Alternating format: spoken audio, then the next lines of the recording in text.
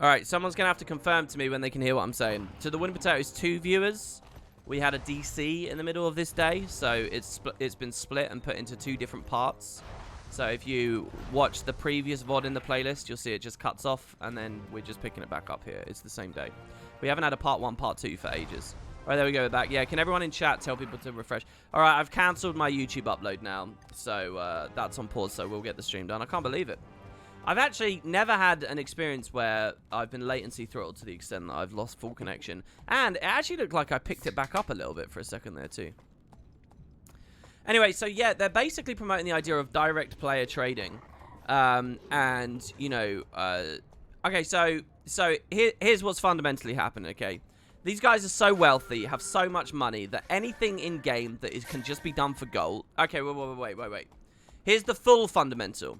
A principle at play in Guild Wars, okay, is if you have a material, any material, okay, like this tiny claw, this tiny claw ultimately is seeking to be crafted into something. That's the way the game is set up, right? It's a crafting material. Ultimately, it's going to want to become one. Now, whether that means that this tiny claw becomes a higher tier claw and then higher and higher until eventually it's a T6 claw, and that's its destiny, and then the T6 claw becomes something else. Or whether it's crafted into a small, like, blue or green or whatever.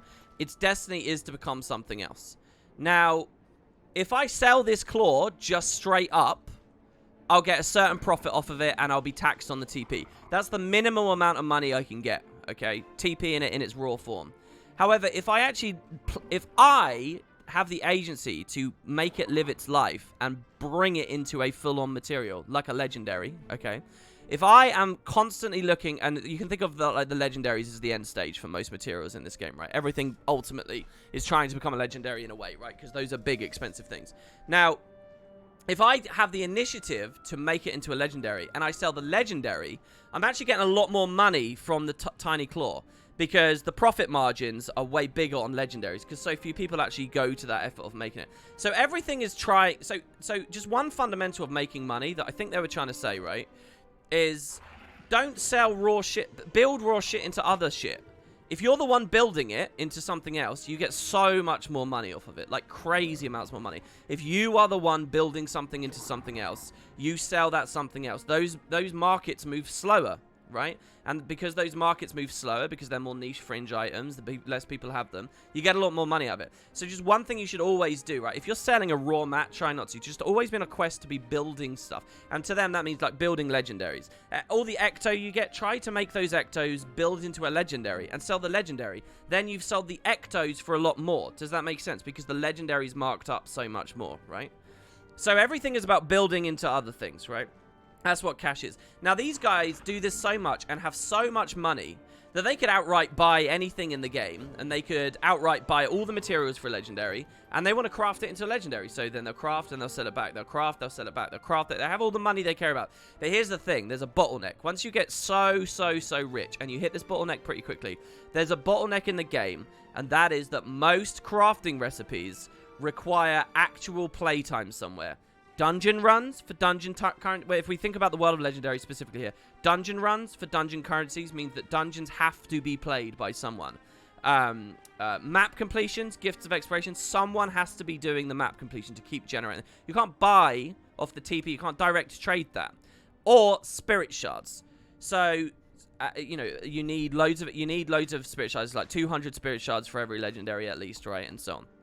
So there is stuff that has to be done. So it doesn't matter how much money you get. If you want to keep doing this thing where you're crafting things into other things, selling them, you're eventually going to run out of gifts of exploration, or you're going to run out of dungeon tokens, or you're going to run out of spirit shards. Now, spirit shards is the really big thing to them, apparently. Spirit shards are everything. Experience is everything. There's a moment you're going to see in this video where they literally tell me to go to my account bonuses. And they say, what is the most valuable of these stats? Is it magic find? Is it gold find? Is it karma gain? They said it's XP. XP gain is the most important thing in the game. They said that the ascended crafting is like, for cooking, was a huge update. Like the ultimate update. Because it gives you like global XP gain. He said any achievement they said any achievement hunters, those are people who can get the most money in the game because they get AP. AP is ultra important Because as you build AP, you get account bonuses. And some of those account bonuses are XP gain. Like when I get to 39,500, right? Like, and so they were saying, like, one of the reasons they wanted to get in contact with me is because my Guild Wars 2 Master Challenge is, like, inspiring people to be in this place where they can actually make bank. That spirit shards are everything. Tomes of knowledge, apparently, are everything because they give you spirit shards. The fact I have, like, 12,000, basically, I can sell these spirit shards to ultra-rich people at a premium because they are desperate for experience because they're all bottlenecked. They can't do it anymore. They got all the gold, they got all the capital in the world, they could do everything, but they don't have this. And so, like, think about all the recipes in the game that tier blood into other blood into other blood, right? What did I just say? You get so much more money if you're the guy crafting it into the higher things. So you can sit there at the Mystic Forge, taking all your T5 blood, turn it manually into T6, and make insane cash. You can make crazy cash doing that. But the thing is, all those recipes, to do that recipe in the Mystic Forge, you need Philosopher's Stones, and you need Mystic Crystals and stuff. And that's Spirit Shards. It's Spirit Shards, Spirit Shards, Spirit Shards. And it strikes me that lodestone upgrading and material upgrading is like a big thing for these guys. Like, I was in their Discord, and they have all these screenshots of, like, people who have filled guild banks with T5 and T6 mats and stuff just everywhere. Because they're in the game of upgrading these. And this is how they've just made so much money. And they want everyone else to do it. So here's the thing. It's about direct trading between players. So another thing that's iffy about this to me, this whole service, is I feel like ArenaNet don't like that. And I tried to probe them a couple of times. It's a 2-hour conversation. You'll hear it all. And it will be up this evening, by the way, as far as if I can get it up. You'll hear it all. I tried multiple times to be like, well, hold on. You know, there's not direct trading in the game for a reason. The devs want you in the trading post. They want you using that gold sink. They want you being taxed by that. See, if players trade amongst one another, they can avoid the trading post tax and just get, you know, do their own mini tax, right? Their own little markup. And so everybody makes money from this direct interaction. But the devs, like, have major limits on the amount of gold that you can send in mails. So you have to trade through items, and you can only send so many mails before you start getting spammed and stuff.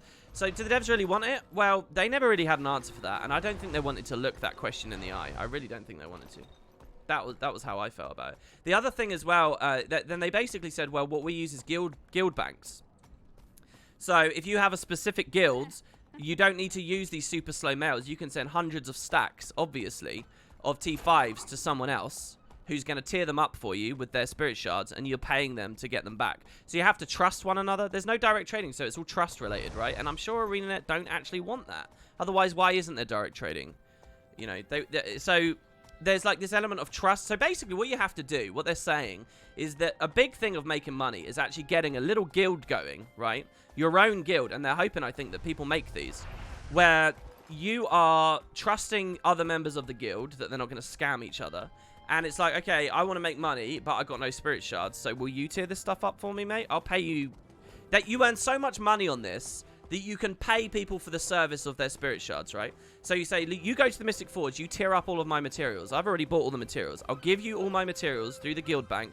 You tier these up, and I'll give you like 500 gold. Can you do that? Can you just click at the Mystic Forge for a while?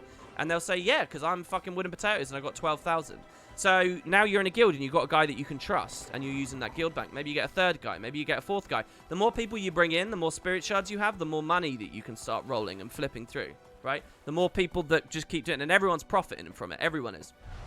So that's the idea. They want all these little guild communities. But now people become commodities, you know? And so they have like this idea that if everyone starts understanding this, you'll have all these little commercial guilds. Like they have a guild like this. It's called TP, right? And they have a specific like little economy. They valued spirit shards at the right level and stuff, and they work together in this way. But they talked about how in the past you could do this with World versus World as well. In World versus, obviously Guild Wars is a game where you tag one mob and every one of 50 players can get experience. So in World versus World, if you have a big commander, and they're talking about like commanders, right? Like people who run hero point trains, and people who run trains who live in World Season 4, and people who spam the Silverwastes, and people who spam tech and stuff. These people all have all these spirit shards and all this experience, so they want to fund these people. That's who they want. They want more commanders playing more of the game. They love the most recent Living World season because they can do these trains through it and get all this money and, you know, generate stuff, and they think this stuff's really good, and they're really dismayed at how people, like, they're really excited about Icebrood Saga because there'll be all these new things. Like, they really do seem to like the game and care about the game, and want people to realize how much profit there is in the game, and they want these little communities, and it is good, right? What they're talking about, I'm not sure ArenaNet really are on board with. But it's great for the game. They're right that it's great for the game, because it's like, look at all this experience, and that now has value. Tomes of knowledge have value. To basically say experience is the most valuable commodity makes Guild Wars a beautifully designed game. Just straight away, you can just take a second for yourself to think about that fact. What experience does. If experience is really valuable, what that means for the game. But for the world versus world thing, they were talking in the past, like when there's a lot of world versus world activity, you'd have a thing where you'd have these big financiers, right? Who would say, okay, I'm going to pick your guild. Are you Wrecking Face? Because if your Zerg is killing their Zerg, your Zerg's getting all the experience and all the spirit shards. So I'll fund your guild. I'll give you money. I'll help you do your stuff as long as I'm getting your spirit shards. As long as you're tearing my stuff up for me, right? And your commander's working with me. But I can only fund the winners. So now you have people who are like invested in world versus world combat and shit. And apparently world versus world's so dead now no one can do it. But when alliances come out, this is just going to be even more of a thing. So I think these guys, like, they pay. There's so much money in this that they pay like entire guild server transfers as long as they agree to, you know, kick back some spirit shards and stuff. So this is what the conversation's about. And, you know, that's a beautiful idea that, you know, you'd have these wealthy people financing different world versus world alliances who really want to win because they want the money, because they want the spirit shards and all this kind of stuff. It's kind of crazy, right? So so that's the conversation. You're going to hear 2 hours of it. I don't know how much of what I just said is real at all.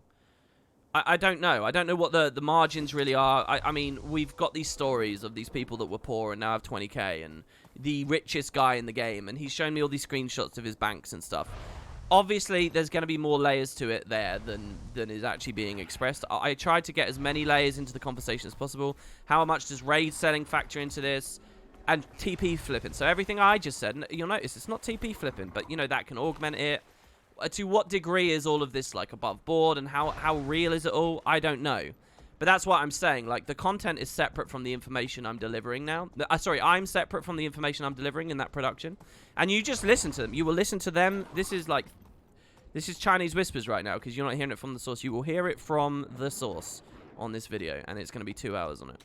That's what it is, and that's what just lagged us out. I was trying to upload it. That's what the lecture is, right? But again, let me reiterate. I think they're good guys. I think they do care about the game. But I think they care about the game because it fuels their wealth. Which is fine. You know, everyone's got their different reasons for caring about the game. And we're all self-interested at some level, I'm sure, right? So, you know. Alright, what's this mail? Oh, dudes. Oh, this is going to be a smug message about a Griffin Racing. But I've been knocked down in second place, so take your Griffin and go. Oh, nice. Nice, nice. Master Rider F. P.S. Your times to beat. Expert first, 18.84. And Master, 24.40. So these are the two races. Dude, I'm not going to beat those.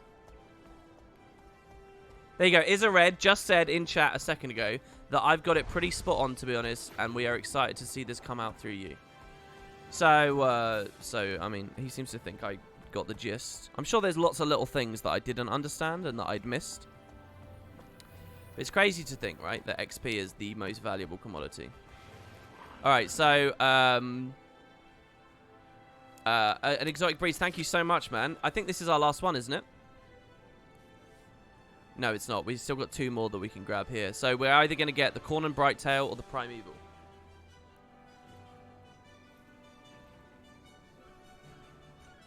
What's this? Try reading into context. Not you. I'm sick of hearing that. Sick of hearing what?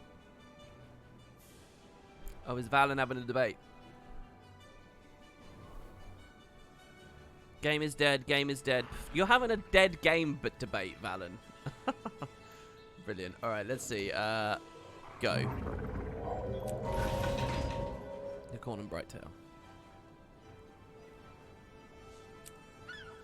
Beautiful.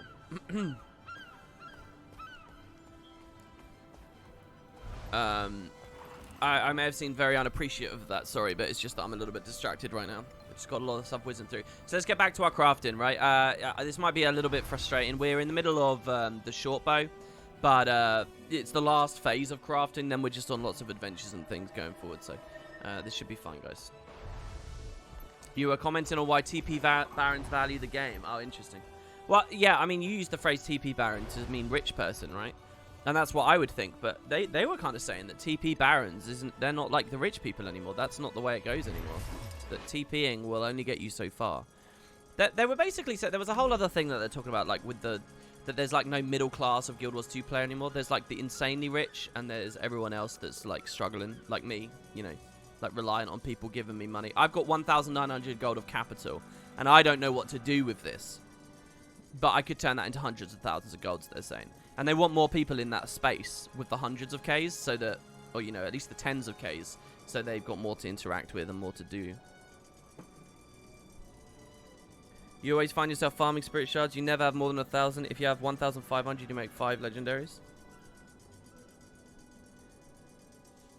Yeah, they were making a point of how much you can subsidize a legendary. Like, if you think a legendary is 2k on the TP, right? That's just an almost arbitrary number. If you think it's 2k, the truth is, if you just, like... If you take more responsibility generating the materials yourself through your currencies, like spirit shards and stuff, or you get other people to help you in that endeavor, it's actually, like, a legendary is only, like, 900 gold, really. It's actually way less, right? And then that huge difference there, that's what you make back on the TP. That's where you're profiting, like, insane values. So, like, what people think stuff is... that people pay way over the odds on the TP, and then they're taxed massively too because of the TP tax. Right, so it was Huntsman, and I'm working on crafting Kudzu. I want to learn how to make Elder Longbow Staves. And I want to make thick strings. I might just be able to TP these. I'm doing it. So now you're going to watch me. I feel like a pleb everything I do in the game now. This is what I'm going to do. I'm not going to do what all the advice was for. This is what I'm going to do. Hell yeah. Elder Staves. Let me type stave. It's interesting. I've never thought of this. It's like a staff, right? I've never thought of the actual word there. Season, longbow stave. This is what it was. Thick strings for thick bows. Jesus Christ, are you fucking serious? Alright, let's do some refining here. We've got 1,000.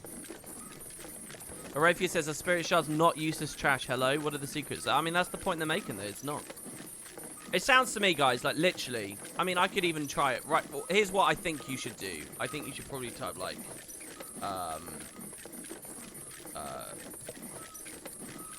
type the word sack, I guess. No, that's not gonna work. Upgrade component. No, crafting materials. We go like materials, and then we go like level 40, 62.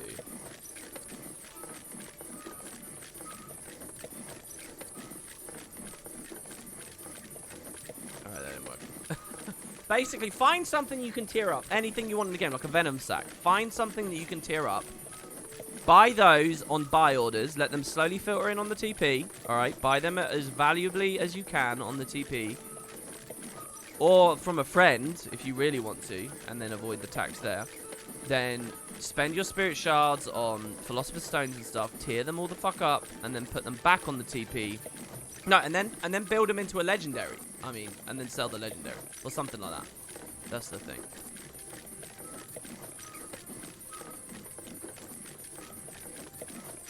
Oh, here you go. Yeah, one of the other people that was in the chat was very quiet, but you'll hear them at the end. Akimi says, I raid sell. You still play and enjoy the game like the rest of the community. Yeah, these aren't people that are just... I didn't get the... You guys will have your own impression when you watch the video. I didn't get the impression that they're all just, like, totally out of touch people that don't even fucking play. I know that's not true, because one of the people that was in there pugged... Like, he didn't even have a community for raids, right? He pugged Wing 7 with me. Right? So, you know, that was a brilliant call from them to do that, by the way. To have Red in that chat. Because I think he represents... what the viewer base is. Hashtag what spirit shards, LMAO? What do you mean, what spirit shards? I have the impression that everyone has infinite spirit shards. That's the impression I have. Vanna says, and I bet you the TP Barons only want to talk to you to self-advertise. Yeah, I mean, look, I'm well aware. I'm cynical too, right? Like, they all seemed nice. I had a good impression, but one of the first things I did when we started the chat was I said, look, I basically said, how are you trying to scam us all? All right, you're using me to signal boost your message. What's in it for you? Because everyone's going to think that, right? That's the smart thing. Anyone intelligent should be wondering that. So I said, my intelligent viewers will be wondering that. What do you say to them? And then they have their response, and you'll see how you feel about their response. Quick maths here, guys. What do I do here? It's like 177. Well, not 2. Fuck, the numpad. 177. Let's guess. Did I get this right? I never use as strong language as scam, by the way. But oh, it's 10 over. Quick maths has failed me. It's fine. I'm crafting Kudzu. Wait, what? Oh, shit. It was elder, not seasoned. Alright, well, I guess I'll match these guys. And very slowly get my money back there. That's why it's so expensive. Because we were down at that lower level where everything's a bit pricier. Elder, longbow, stave. Here we go.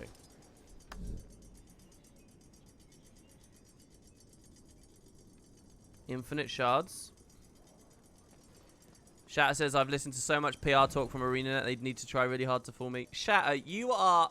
Shatter, I'll tell you your worst, your biggest weakness in your presumed objectivity.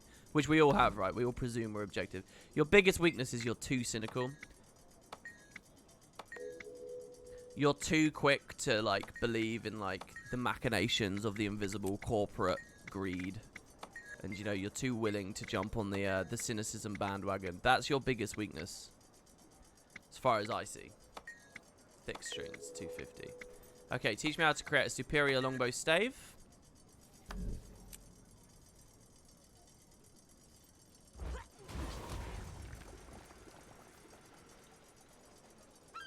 Wait, what? Are you serious? What have I done? What am I doing wrong here? I'm making Kudzu. Oh, he wants 1, 1, 1, 10 now. Or 10, 10, 10, 10, 1. And you want that. Well, hold on. Let's just get the woodworking tools. Okay, let's just do this. So that my brain is clear for that.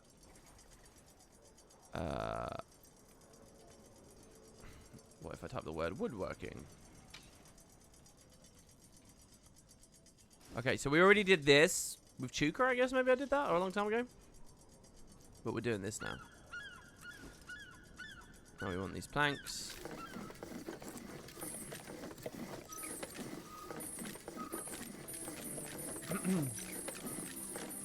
By the way, WP, I'm 100 shards away from finishing Juggernaut. Oh, Rune, yeah, I was wondering how that was going today. I didn't want to, like, come at you and be like, oh, where is it, where is it, where is it? But yeah, that sounds really good. Thank you very much. I'm just going to buy this.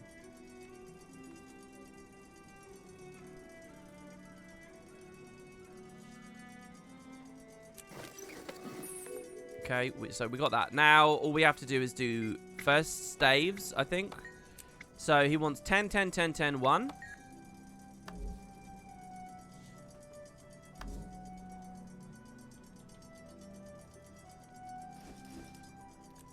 Sorry, I'm trying to keep up with chat as I go here. It's just obviously this is a bit UI intensive, so.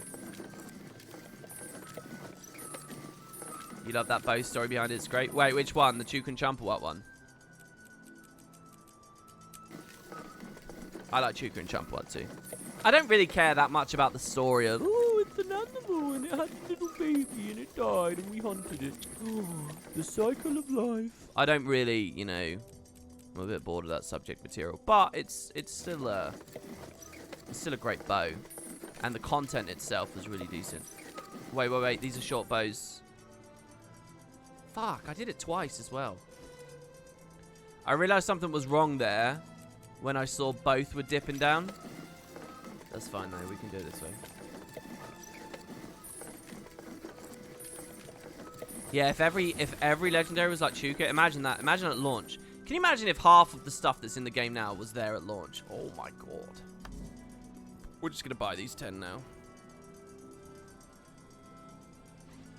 In fact, I should probably buy more of these as well, just because subsequent crafting later is going to be annoying if I don't. Oh, I'm still in the tech squad. This has been really messy, by the way. This has been really messy. We can refine these, right? Hello, Determan JD. It's good to see you.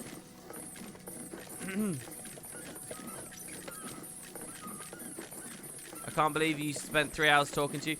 Well, look, it's like I said to you. My greed for money in the game and how much I obsess about it is very low. Because, you know, I've lost touch. I'm out of touch, guys. I'm out of touch because I'm getting all these mails. I'm getting all these handouts. I'm getting all these mails. It doesn't matter if I drain all the money. I'll just abuse people's good faith. No, look, the thing is, right, like, while I'm... I should get, like, better habits and better practices, right? But while I'm streaming, I'm, like, half concentrating on chat. I'm just trying to keep it moving. So the idea of then stalling out as I pursue some new concept that might be a dead end or I might do a little bit off, I just immediately ignore. So, yeah, you're not actually going to see much behavioral difference in me for now. The most you'll see, maybe, as a behavioral difference from me is I should probably listen to what you're saying about spirit shards, and I should do something about those, because I do have so many. And it would be nice to get value out of tomes of knowledge. It'd be nice to, as I PvP, actually be like, oh, this part of the reward track meant something, right? Because, like, so much of the reward track is tomes of knowledge, and it's just like, I'm ignoring that, I'm ignoring that, I'm ignoring that. That just gets dumped into my slot so that eventually I'll throw it off onto an alt. Are legendaries worth the time to make? If you're really, really, really into the the completionism aspect of the game, I'm pretty sure you might be happy to do that. Like, I got a friend that did it and got satisfaction out of it. For me, I'm gonna wait until build templates come in, I think, before I really focus on that. Improve my longbow stave. Wait, what have I done wrong then? Oh, I need to just take a couple off of the TP. One thing that did strike... I don't mean to go on and on about the conversation yesterday. You're going to see in the video. But one thing did strike me is the mindset of, like, you should always be earning money. It was kind of scary. It was kind of creepy. It was kind of like that corporate time is money, like, letting it dominates people's entire worldviews and mindsets. Like, if I'm not doing something that's earning me profit every second, like, I'm failing or something. Like, it was that kind of, like, reality. I got the subtle impression from... Okay, there you go. There's all the staves. Thank you. Now we can make the balanced one, and we're finished with that bit. And then finally, we can do it with the other bit, and we're out of this hell. So this is balanced harpoon stock. So it's going to be 250 of these. Like here, I'm not going to put a buy order in on these and wait for these to trickle in over the course of the stream. I'm going to buy them, get this bit of the stream done, and move on so that we can do more entertaining content. Like, I value my time more than gold efficiency, basically, particularly while I'm streaming. So we got the balanced longbow stave, and now we do it all again with the strings. So 10 of every type of string and 1 Alonian leather one. So we just type string. This should be fine because it's leather, and actually we've hardly touched leather through any of the legendary crafting because obviously it's more of a leatherworking thing, which is armor and not weapons. So these should all be in very plentiful supply. I'll be the next richest player. Not unless I change, like, a lot. Like, that's just not going to happen. You never know. Look, there will be a point, right, where we're done with everything except world versus world kills. And, like, all we will be doing is getting XP. And we'll be doing it on a bedrock of super high XP gain and stuff because of all the AP that we'd already have and stuff. That is the ultimate end, right? And that's probably going to last, like, a year or something. So, at least. So, you never do know.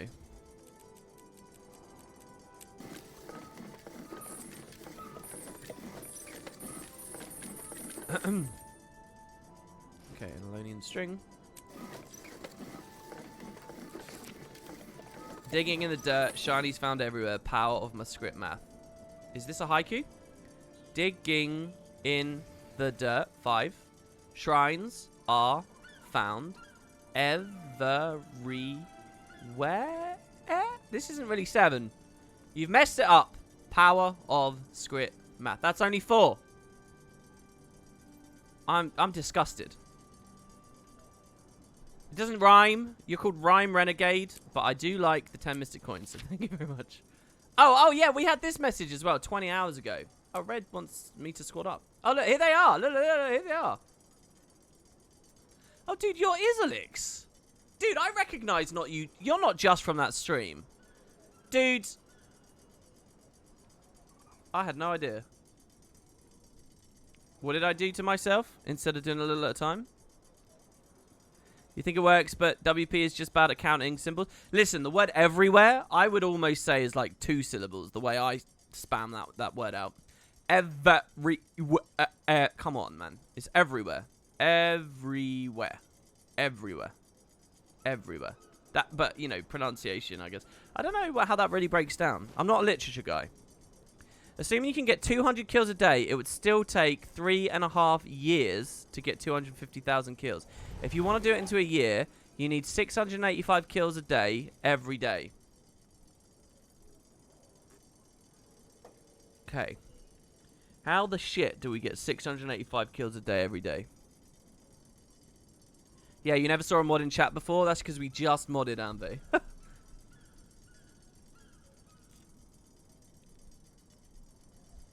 Anyway, I was watching day 106 where you talked about the Norn in the Eye of the North and how individualistic they were. As a Guild Wars 1 player since 2007, it's my belief that the Norn should never have been playable. Individualism defines them too strongly from a war effort like the Pact, or a community like an MMO, aka hordes of Norn players, to feel natural. Instead, I think Kodan or Tengu should have been prioritized, with Norn as NPCs. I'd be interested to hear your take, since you defend the Guild Wars 1's Norn. I think you're right. I think this is a very keen observation.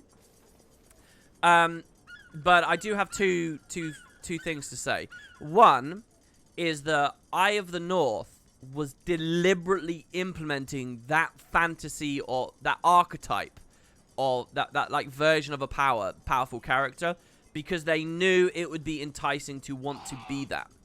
Like, Eye of the North's true intention when showing you the Norn was supposed to be like, look at how fucking insanely badass these guys, this flavor of badassery. Don't you want to be this? Don't you want to be this? Don't you want to be this? Don't you want to transform? Don't you want to fucking kick ass? Don't you want to be a one-man army?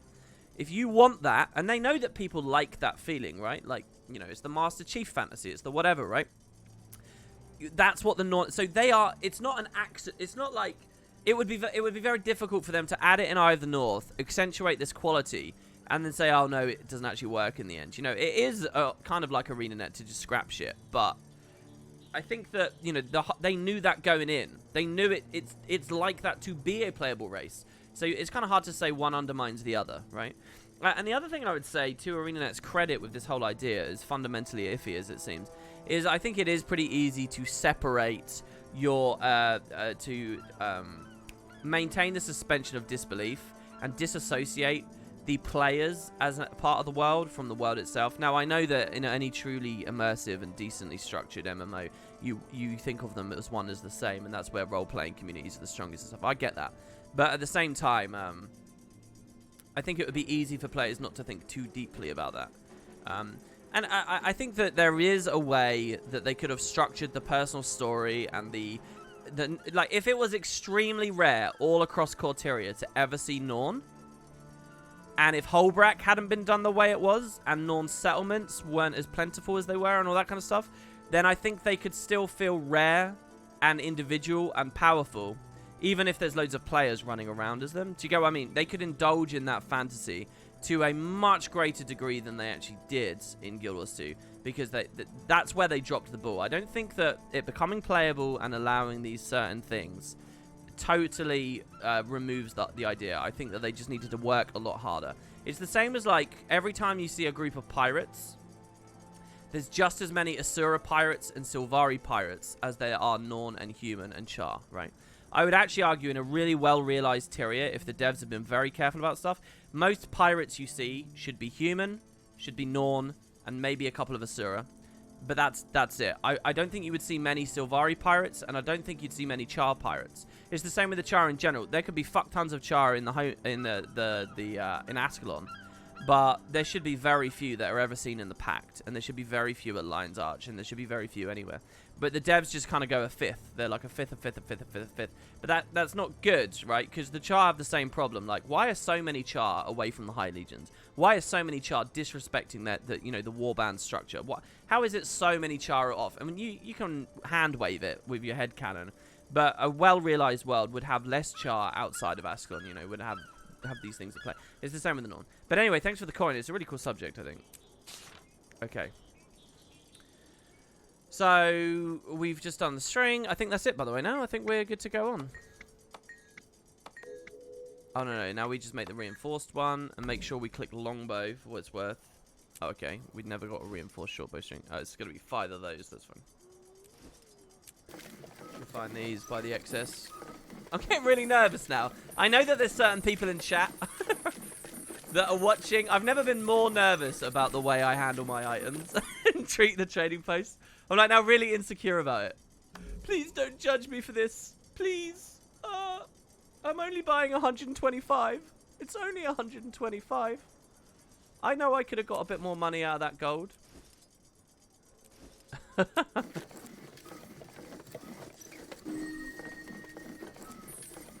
Thoughts on yesterday's teaser? It looked cool. I have seen it. It's basically looking like there will be where Kralkatoric woke up and Aurene might have gone there and tweaked the brand there a little bit.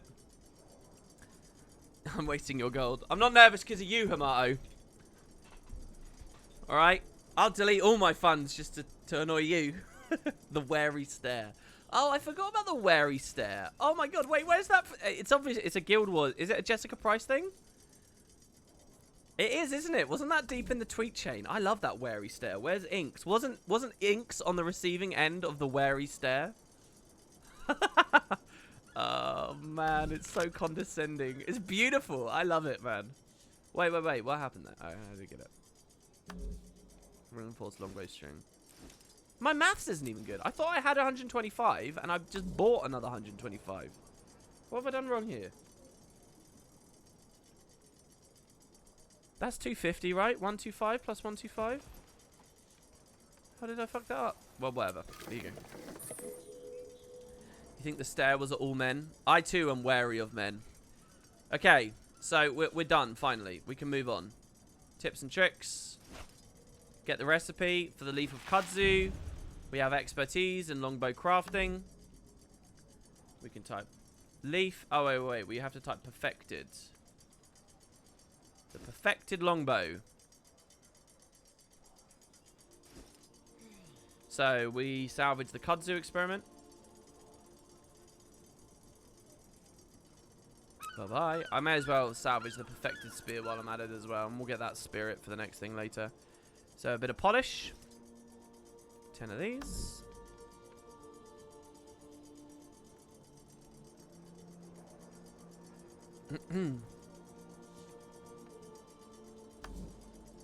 Oh, we already... Should know in the panel that I already popped at the thing. Get the prismatic lodestone, and we're good. That's just a verdant bow, apparently. A little bit lazy.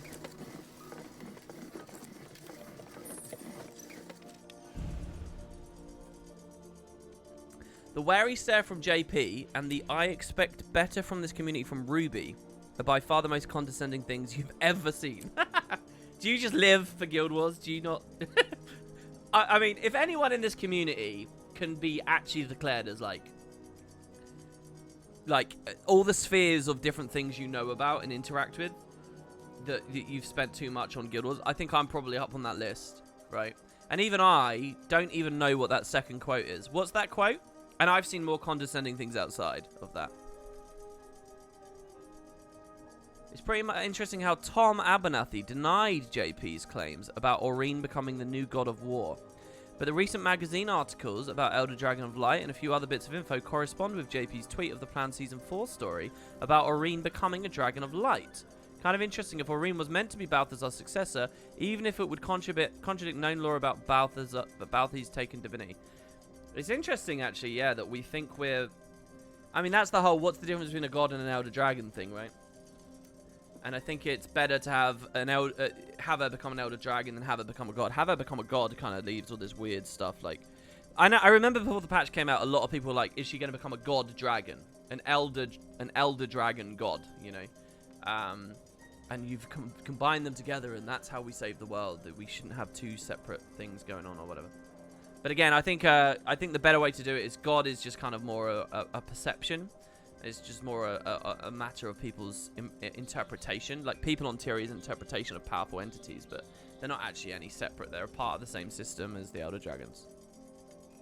I'm a connoisseur of condescension. If I could change, just if I could click my fingers and change one of the things about me, one thing I would change is how I can be quite condescending. I think condescension is just like... It's a really good way to troll people and get them angry. Like, it's probably the best way. It's the best way I know. If you really want to get under someone's skin, just to be so arrogant and so holier than thou and so just... Like, I think condescension is... Like, because condescension really affects me when I'm on the receiving end of it. And so I quite spitefully engage in doing it. And I wish I wasn't like that. I also wish I was smarter and I could just retain information more. That would probably be higher on the list. But yeah. Right. So we do get a little bit more lore here now. Within sight of a great volcano lies a hidden garden that you must make your own. Tame and raise the plants within this hidden garden to master their secrets, channeling that power into your efforts to create the legendary precursor, Leaf of Kudzu. Oh, we got lots of nice little plants. Germinate... Oh, yeah. So this is the other seeds one, isn't it? We're going to germinate carrots and chili peppers and spinach and strawberry and cabbage and zucchini and pumpkins and butternut squash and raspberries and blackberries and goose peppers and omlon berries. And then we're going to make some tools. Bat guano, nice. Dex Vitality, thanks very much for the raid. Giant bone meal, oasis water, pure growth. You don't know if I am smart, but I make myself sound smart. Yeah, I'm not smart. I think Americans get lulled into a weird... not that everyone watching me is American or whatever, but particularly Americans. There's certain vocabulary that I think can be very deceiving. I think just because someone uses a word with slightly more syllables that's not in your vocabulary, that means that they're smart. And it doesn't. We have a big thing in the UK as well, with people who speak posh are taken more seriously and like they're more intelligent. But you actually listen to the substance of what they're saying, and it's just fucking nonsense. And but they get very far, and they're always very successful and do well. And it's a real shame. It is a real shame. I guess it's true in the States as well. You know, people think people with thick Southern accents are stupid. That's not true. Not necessarily. You know, they're just hand waved. So you kind of just get that perk. If you were born in the south of the UK, you just get this perk, you know. It really is like, if life is like a video game and like at the start you get to pick easy mode, hard mode, I pick like ultra easy mode. Like, what a time to be alive. I picked like the right period of human history to be alive. No big wars so far. Seems pretty good. No disease. Seems pretty good. Pretty comfortable. Life of leisure. My ethnicity is like, you know, lots of opportunity, lots of comfort there. My gender, lots of opportunity, lots of comfort. It's nothing like, you know, if you just had a stat sheet and you're like, okay, you do this, you got the right accent, you got this, you got this. It's pretty good. It's actually pathetic I'm not more than I am, to be honest. The rural accent in Emmerdale is pretty interesting.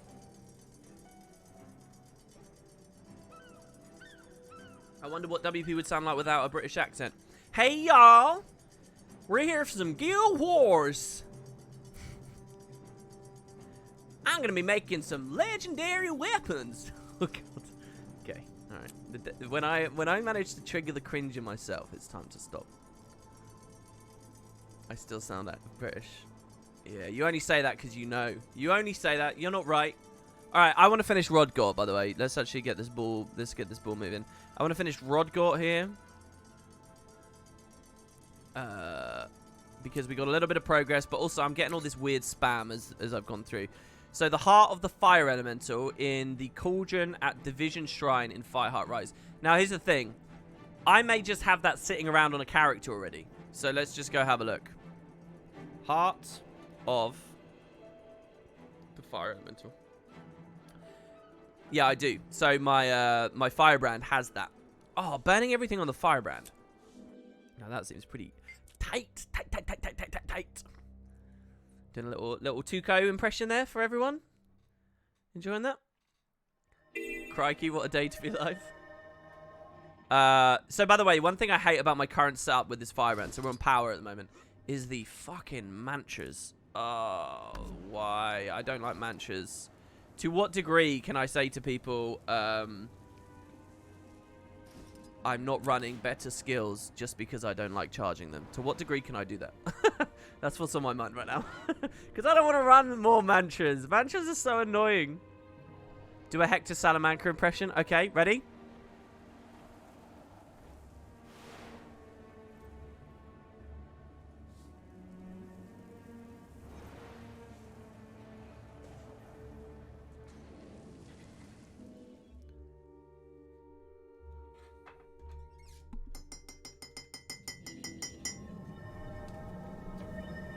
Alright, I hope you heard that. I hope you heard that. That's one for the all those fans of mine that are clearly into Breaking Bad. as much as they are Guild Wars.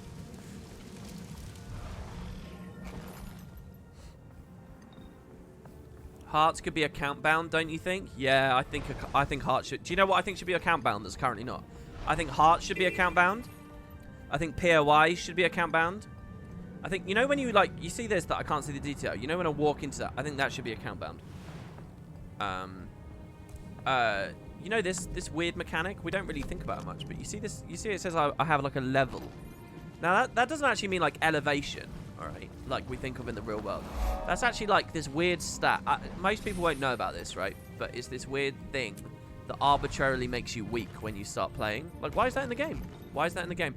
I think if they're gonna have that, that should be account bound, probably.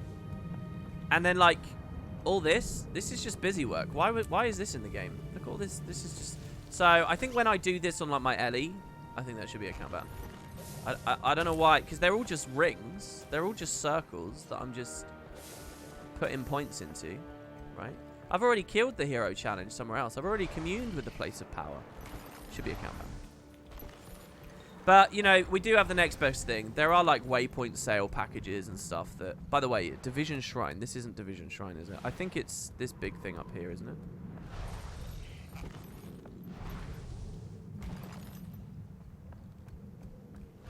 I don't know. If you guys agree with me, maybe put that on the forums. Is it all in the same cauldron, I wonder? Let's go up. No, this isn't Division Shrine. Should I waypoint it? See, this is some bullshit. I've explored this map before. Why can't I see everything already?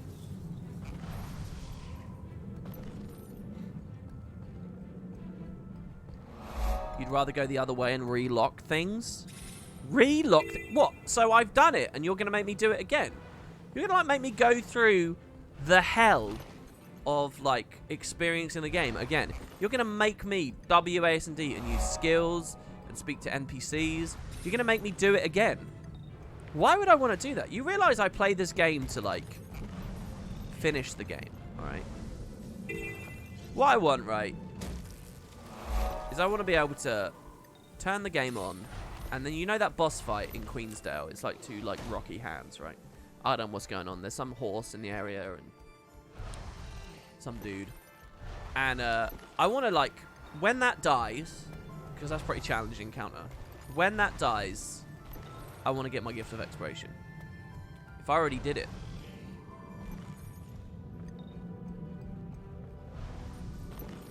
Like, if you guys have a different opinion, substantiate it. You can't argue with this.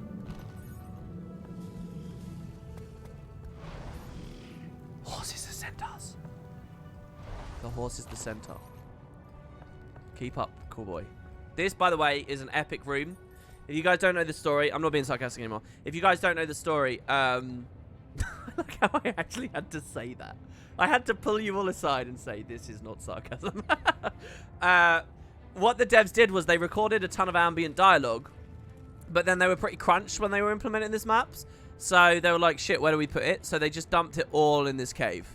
Like, this cave here has, like, the entire map's worth of ambient dialogue almost, just all in here. And it all is really rare spawning. So this room is actually represents some of my more significant playtime over the past year. Just because of the Let's Play. And, like, trying to get all of the dialogue out of it. Like, that's honest. There's no exaggeration there. That's really what was happening. This guy's a tanky bastard. Have I ever seen the centaur skeleton are creepy? Have you ever wondered why centaur has 2 rib cages? Yeah, I actually have seen that a long time ago. I wouldn't have thought of it ever again, probably, unless you mentioned it there. But I have seen that. It was so long ago, I don't even... I think this is it here. I think we found it. We've made our way. I knew it was somewhere in this area of the world. I knew I could just be sarcastic for long enough that eventually everything would work out. Get the fuck out of my face. Alright. The intense heat here should be sufficient to burn anything. God damn it. What? How did they aggro? Should be sufficient to burn anything. I'm not in the mood for pyromania or burn the heart of the fire elemental. Okay, good. So I think we just always come back. We do always come back. So Tequattle's Eye is the next thing I need. Now, another one of my characters definitely does have that. Jawmag Scale, we're going to have to check. So Liz, let's go to Liz. Now, we've done lots of jawing. This is going to be kind of sad to ding this, by the way, because for a long time now, like 3 years, these are items that I've continuously just kept getting, and I've been selling for silver. The TP guild players out there, I don't know if they're still there or they've decided that, you know, it's time to move on. But if they're still there, they should be very proud of me. I've been nickel and diamond like a couple of silver out of the legendary weapon system for years. And that gravy train is coming to an end. Like very soon. Let's come over here. If I'm always sarcastic, am I ever really sarcastic? Oh, what's that bit? I've seen a stand-up doing a bit about that. What is that bit? Here, look. 8 tech to Quarters Eyes. Look at that. Look at that. 21 silver, guys. Big money. Yeah, I thought it was going to take the whole stack there. Oh, we got mail? Oh, it's a I thought this was the legendary system. That was really weird, the timing there. Not good at haiku. This script thinks rhyming is hard. Oh, okay, so... I like it. Now I just completely reinterpret what I've read there. Now I just think of that as script speak. Thanks very much, Rhyme Renegade. Dude, these little mystic coins. Some of the items will keep dropping, like the lilies from the urban battleground. Oh, does that keep going? The preserved red iris flower, whatever it is there. That's kind of nice. Okay, so then the next one is Jawmag Scale. Now, we have done Jawmag recently. The question is, what character, and did we sell it? No, we didn't. We've still got it. I've actually got it on multiple characters. Even Caraflower from the Let's Play is holding a Jawmag Scale right now. Interesting bit of trivia. You guys could go watch that video right now. Pause the stream. You could go back and you could see Caraflower collecting that claw.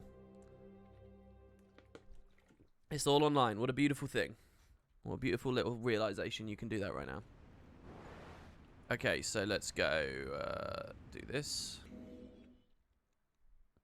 Those little mystic coins is 1.6 gold per piece. Yeah, that'll probably like vendor away or some shit accidentally. Oh, it's good to see you in chat, Angels. Weren't you live on Guild Wars a second ago? Oh shit, you didn't host me or anything, did you? And I missed it. I was gonna host you if you were still live at the end of my stream. I was thinking, guys, as well, should we go back to hosting like complete nobodies again? I don't mean that in a rude way. That probably sounds weird. But if you... Yeah, look at all this shit. This is crazy. Hold on. So burn the heart of a fire elemental again, I guess. The claw of Jawmag Scale. The Shatterer's Crystal. And the heart of the Mega Destroyer. She had them all, apparently. Beautiful. Okay, we got more crafting to do now. Sorry, guys. But, man, I love the UI on that one. Look at that. All the fire from all these different angles. Yeah, what we used to do was we would... When I used to, like, stream 2 times a week, I would find, like, someone with, like, no viewership, but that was streaming Guild Wars. Or Guild Wars 1, even. And just no one was watching them, and they deserve viewers, right? I hate seeing people with absolutely no one watching, because I just feel like, you know, they could be really talented, they're just not getting a chance. Because all anyone ever does is they're like, oh, this guy has lots of views, I'll click that. No one ever takes a shot on anyone else. So I just used to, at the end of the stream, just dump people on. Now, when we used to stream much more regularly, we had, like, bigger viewership on each one, and it felt a bit more meaningful. But maybe it would still be good, you know, even if we are a bit of a smaller collection per stream now. What do you guys think? Like, we made people cry and stuff. Do you remember that? We used to get people, like, absolutely, you know, because what you can do, you guys don't know the reality of this platform. You can go on Twitch every day, and you can actually be pretty good. And you can You can stream and you're just begging, you're just hoping, well, just one person comes, even just views, let alone chats. You're just desperate for it. So I kind of want to do that, you know. I don't think anyone in my position deserves, like, regular hosts or anything. I'd like to see new people. But the thing is also, a lot of people just, they're not diligent enough. The reason a lot of people at the top are at the top is because they actually put the graft in. They actually do it regularly. And sometimes you'll host some, like, random person and then they'll never come back. So it's a bit weird. Sometimes we'll, like, host someone who's in the Guild Wars 2 category, but it turns out they're playing Mass Effect or something. It's like, oh. Not a good host. But I was thinking about that, and I was thinking that might be nice to do. Because we could do it 7 days a week now. So on the average, overall, we'd be putting more in, wouldn't we? We'd be getting more out of the community. There'd be more opportunity. Let's go to this guy. You want to see tears? It's not worth doing it if I can't make someone cry. That might be a real quote of mine, actually. We were probably sarky and, you know, jokey about it. But yeah, I remember, I think there's been like 3 people we made cry. Just with a, you know, literally just type 5 fucking characters and then there you go. You've made someone's day or week or whatever. But we'd have to find deserving people. Right, Rodgor is a torch. So we're at Huntsman again. So let's start over here. Now it's an offhand, so this whole section should be easier now. But so let's see. T2. I'm sorry. Have I made this?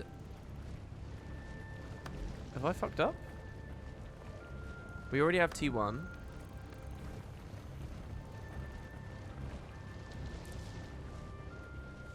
Oh, I have fucked up. We need to craft it first, right? That was the thing. We get the chest with the recipe, right? The tips and tricks. No, not tip. Chest. It's like... Oh, fuck. It's on the wrong character. It's like the chest of fire. I needed to open the chest of fire. Eat the recipe and put the essence down in the account slot. And then we can go ahead.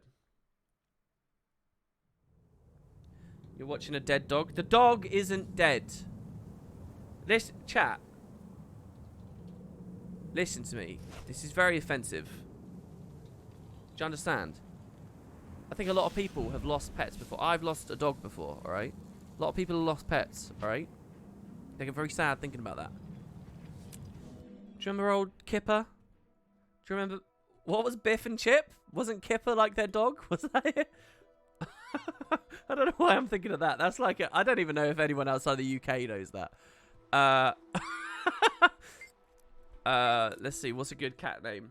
Cat name? Dog name? Fido? No one's sad about a cat dying. We're talking about dogs. You know, people have these memories, and you're just making this joke about my poor dog. He's not even my dog. Kipper was a dog. Oh, that one was called Floppy, was it? Nerd. If you remember the name of the dog from Biff and Chip, all right, that's some pretty nerdy stuff right there. You hope you're having a great day. Hugs. Thank you. The Peachy fans are always so, like, enthusiastic and happy. Look, we're talking about dead dogs, Wolf's friend. We're talking about dead dogs. Don't you change the mood.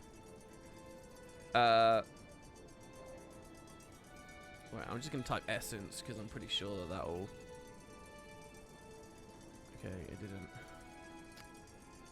It's not the perfected torch. It's the experimental torch.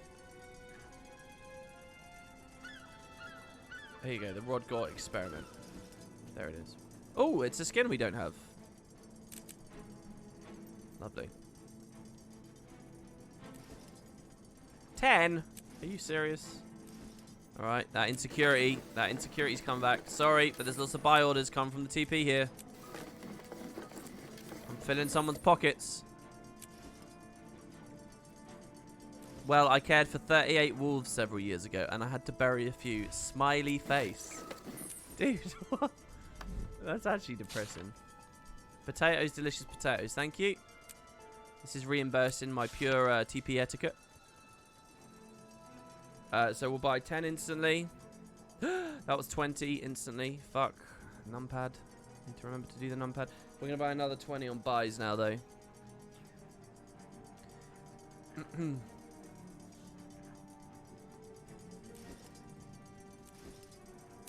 do that.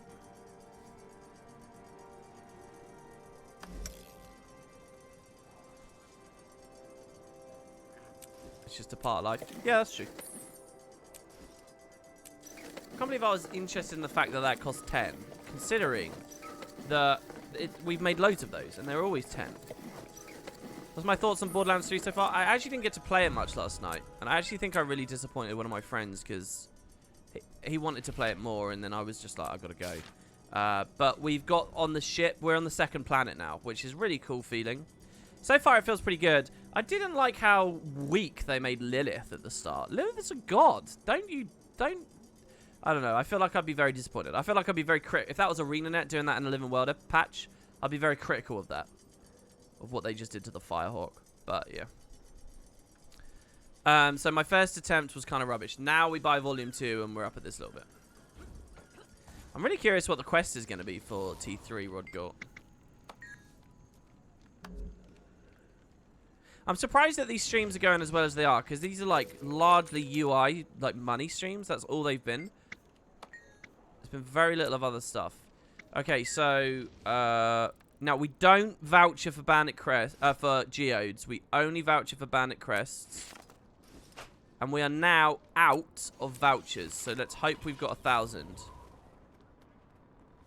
We don't. We don't have 1,000. So, we actually can't go on now unless I go to the Silverwastes.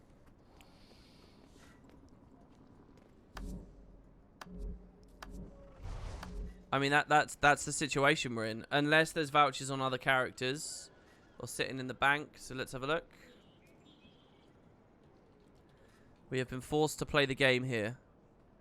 We have 2 in our shared inventory, apparently. So, we can keep going. Yeah, doing content, I know. Can't you guys just give me the content with... Wait, what? Are you serious? Am I blind? Oh, no. That's just that efficiency hasn't updated. Okay, yeah. So we are out. We're out. No more vouchers. Either we get given keys and do that with a voucher, or we have to now play. I guess we'll go on the Firebrand and just see what the systems are in place up there. See if there's any, like, bypass or something we can do. WP confirmed as Banksy. I'm not sure I really know the story, but isn't Banksy, he's an artist he's like an anonymous artist, right? So I like the idea that he could be, you know, just, he could have his own little stream going on where he's a big fan of, you know, Guild Wars, and he just, nobody knows. I love that idea. I love thinking of that. I love thinking that there's some, like, celebrity, some big Hollywood celebrity that likes Guild Wars. You know? And they have, like, an opinion on Logan, you know?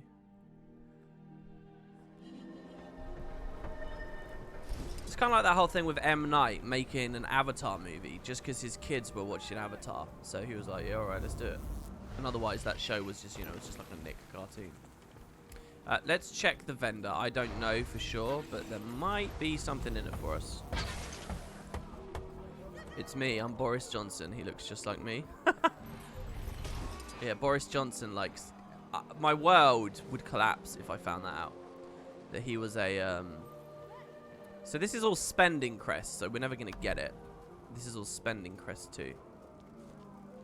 So the only way you get Crest in... It's from keys though, isn't it? Isn't it? Don't bandit keys? Can we do a chest train?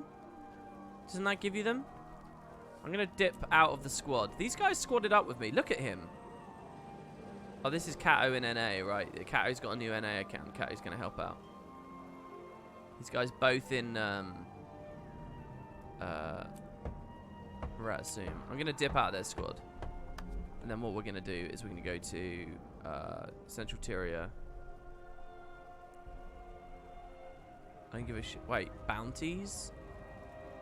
In Central Tyria? Don't think so somehow. Do you guys want to trigger a Silverwaste run then? I guess, right? Preparations have folded up. You guys can join on. I'm appearing online, aren't I?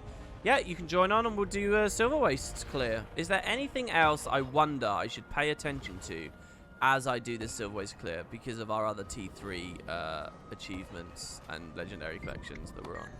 I wonder. Like, does Sunrise want one of these? We should do Sunrise today. Look at this. Look at how easy all these are. They're not even world bosses. They're just specific random little things. We can ding Sunrise T1. We can get out of that. There's no quag in here, so it's not going to be like speak to a quaggan after beating this. What else is there in this section? We just triggered... what was it? We triggered the plants, right? The leaf of Kudzu. Do you think there's a... Wait, what is all this? Water my hidden garden? You can water my hidden garden, boys. Sounds like a euphemism.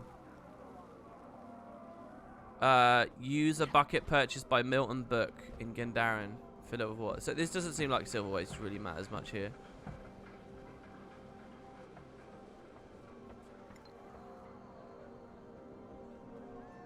David Mitchell mains. Yeah, can you imagine? Like, oh my god, can you imagine if, like, Robert Webb played Guild Wars? I mean, they're clearly doing something with their free time. Chrysanthea's back. Let's talk Bounce by Blood since it's dude, you have to tell me. Do you type with voice to speech? Is that voice to text? Is that what you do? Do you dictate into? Because that's how you type. Do you? Are you on the go at the moment? Are you in your car and you're speaking and you've got it set up so it'll throw me a mail? Like, how are you doing this? Because this sounds like. But mind you, Bounce isn't a word, so I don't know why it would fill that in. Since a few days ago, wait, do you have a Generation 2 dagger?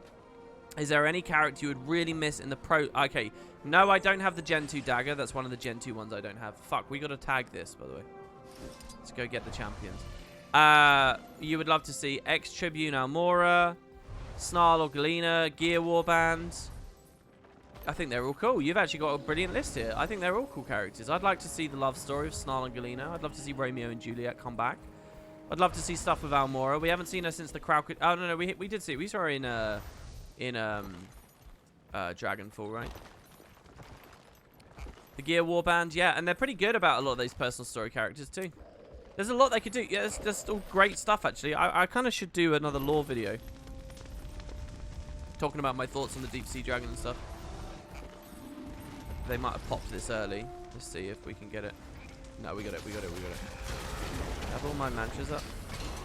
Yeah, we don't have consumer anymore, but that's fine.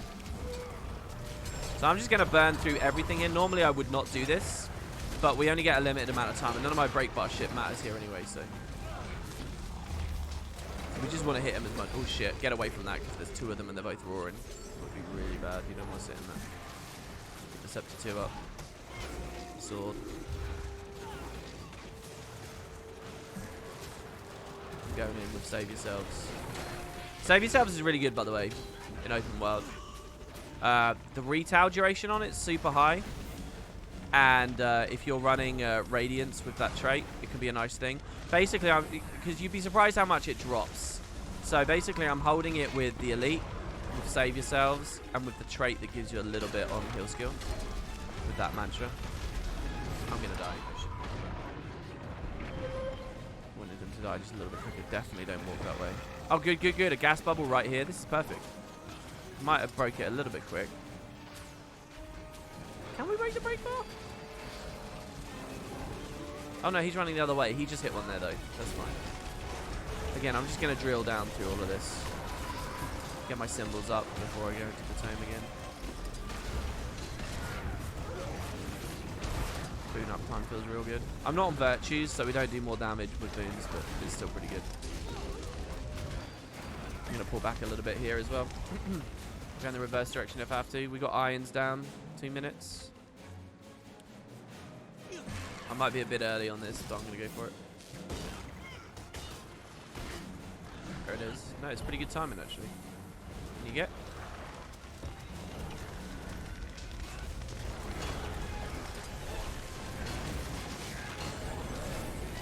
Okay, so we get those. How many crests are we getting from this? 10? 10 per tag. I'm guessing the guy down here is still alive. Isn't he like big Condi builds or something? There might be less of that. If we get in a child-centered story, we better see a sea of people. We better fucking see a lot of people die. What, main characters or red shirts? Or both? They're actually wiping over here. Holy shit. Hello, the cavalry is arriving. Like, literally. Mounted gameplay.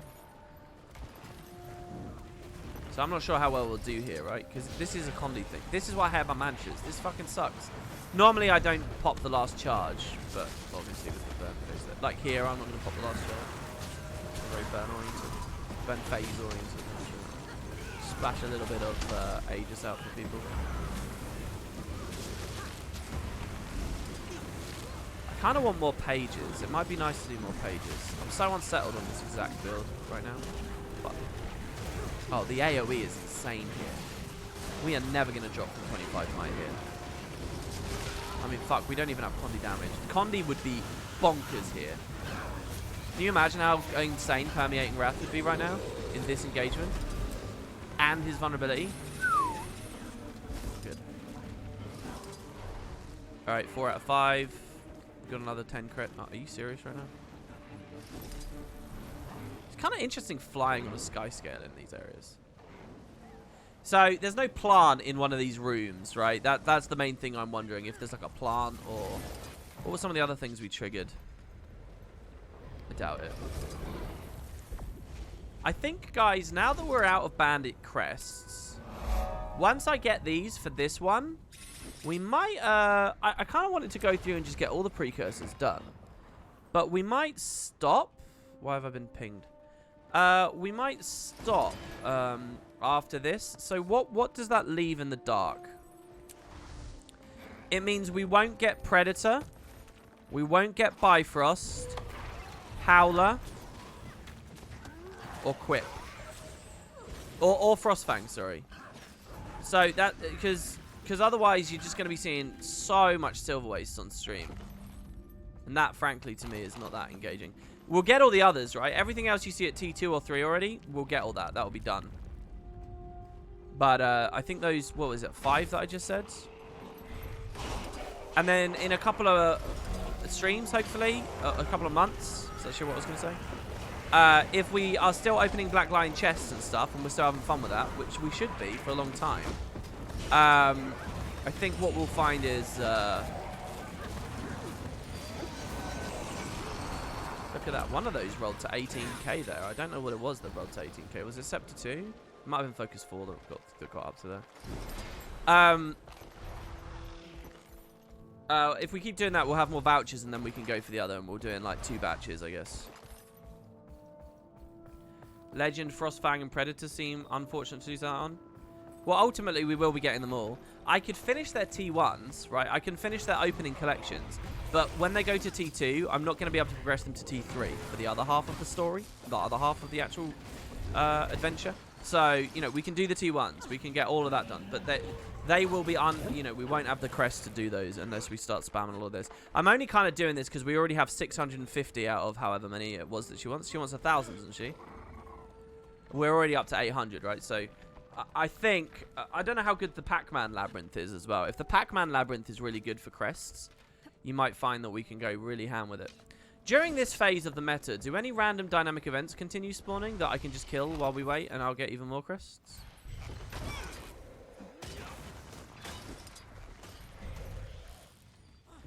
Axe is weird to me.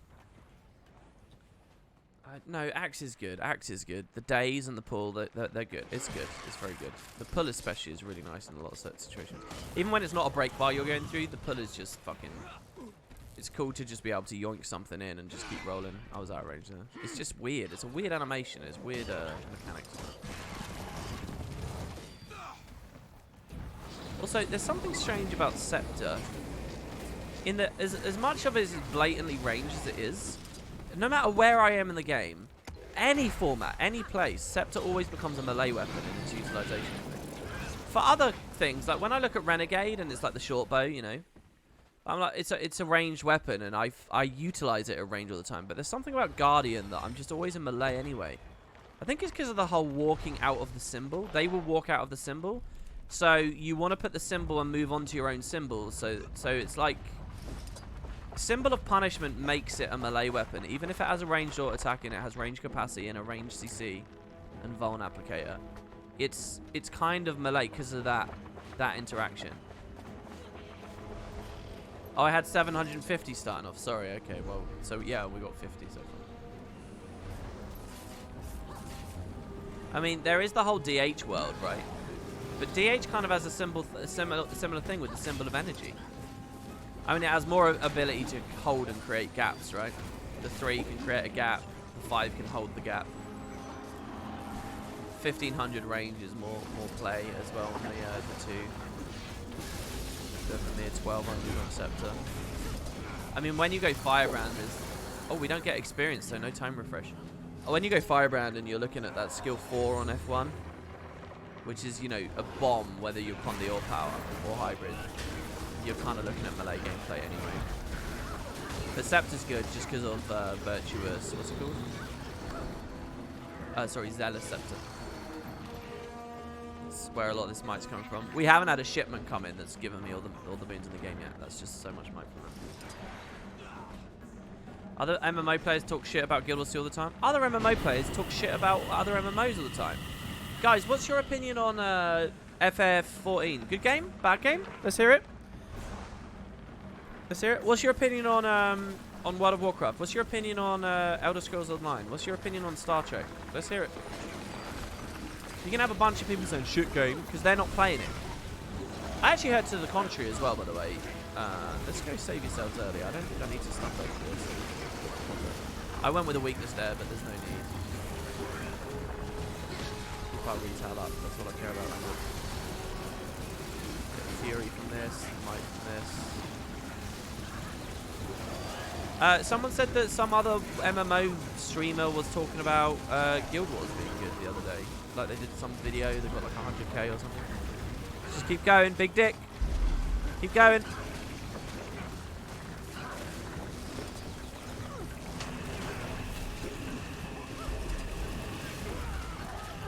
Don't stop. Never stop. We're lucky here, we can get the last 2 charges, we just burn out straight away. I was trying to charge that last little bit. Okay, so how many we get from that? FF14 has too much PvE. People levy that criticism on Guild Wars as well. It's got too much PvE, it's too much content, it's too much value for money. I just don't get that at all. So now we can just do this to splash boons on everyone else. Do the bags of rare gear give us stuff? They give us skeleton keys. But again, we gotta like find the chests. Does the mini champ train at the end of this give crests per kill?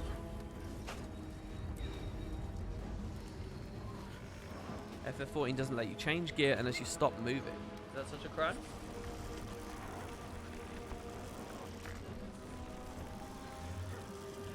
Do you think people are not nearly as negative about Guild Wars as they used to be? Well, look, that's not necessarily a good sign. You know, people talk about this with creative arts a bit more. They talk about theatre shows, they talk about books and stuff. I'm not sure I really believe that all publicity is good publicity. Even bad press is good press. I'm not sure I fully am on board with that in all circumstances. Sometimes it's definitely true. And notoriety is more than celebrity. I do think that can be true, but not necessarily all the time. However, this is basically more like, if you release a book or a game, like if you release Druid Stone, the biggest crime is to have no one talk about it. At least if you've got a hater, you've got something. Do you know what I mean? So sometimes, if people aren't talking about Guild Wars 2 anymore, that's literally like, it's an irrelevant game. Like, it's not even on it. People don't care to even talk about it, because why be mad about it? It's nothing. That's the thing, you know? So, it's not necessarily a good sign if conversation is completely bubbled down. No, you know, if there's a bit of criticism, people feel like there's a point to criticizing. Right? You gotta, and that's like the defense of the forum warrior and the Reddit warrior. I'm only doing it because I love it. But you know, you have absolutely no social skills and no ability to communicate, and you're just some prick. But it's because I love it, right? But there's kind of a logic to it when it comes to your critics do love at least something. Otherwise, they're just not talking about it. Or in the case of like, I imagine like a a World of Warcraft community shit talking Guild Wars 2 on release day in 2012. It's because they're scared of it. It's because they're scared that another MMO is going to take the crown away, right? But there's no fear if the game has truly become irrelevant. Yeah, Valent, that's crazy to me. It's crazy to me that that MTX exists in WoW. Like, I'm sitting there playing WoW Classic, and like the integrity of the game is so reliant on, you grinding for items and they have meaning, and you're grinding for that. Like, everything should have real meaning, and you're paying a sub fee. How the fuck World of Warcraft didn't just explode and die the second they added MTX? I have no idea. Anyway, I met a random at Stranglethorn Vale the other day, and he came into our Discord and he was talking about how, oh no, I didn't meet him at Stranglethorn Vale. One of the other people met him, and blah, blah, blah. Kerry had met him, and then they came in. But they said that there was like a card MTX thing. Do you guys know what this is? Some like card-oriented microtransaction thing for WoW. It sounds a bit like the Mini-Pet magazine giveaways that Guild Wars 1 did, maybe. But apparently that date's even quite early back.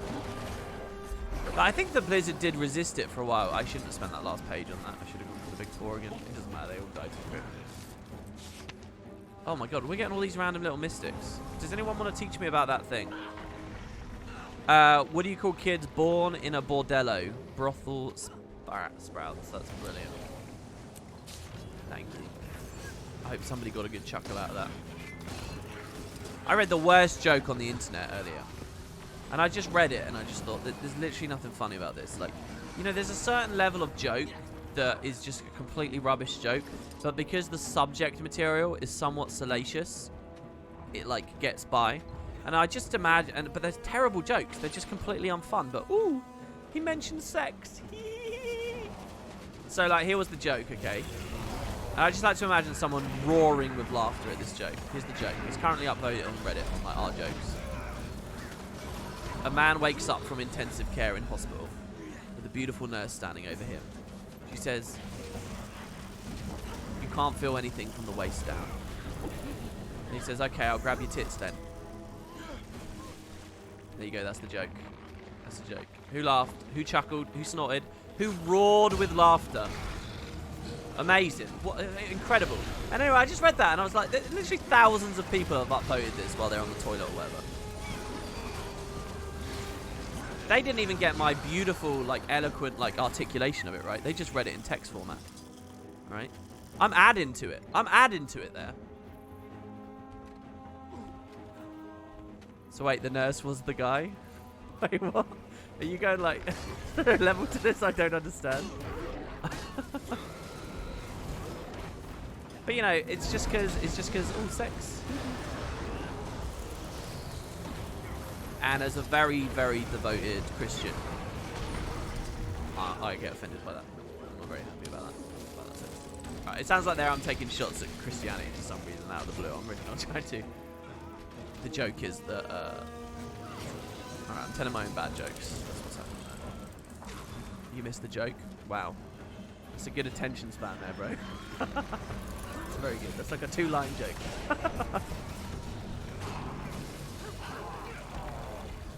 You change your vote. Now it's 2.3 out of 10. Oh, I'm not allowed on your Minecraft server, cool boy. Damn.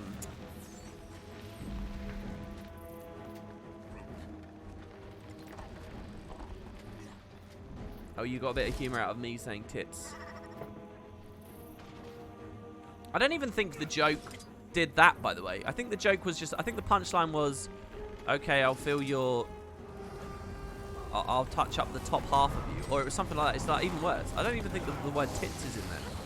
It might have been like really clinical, like breasts. Very funny. Breasts. Come on, other lanes. They're dying. What is this? I'm still tracked. I can't help them. 50 seconds I'm tracked. I'll get in there if I can afterwards. But they're going to run out of time, aren't they? Do I actually have a tag on? Or is it... Oh, I guess I can command. Come on, let me in. I don't think you're going to get it. I think we're going to lose the lane here.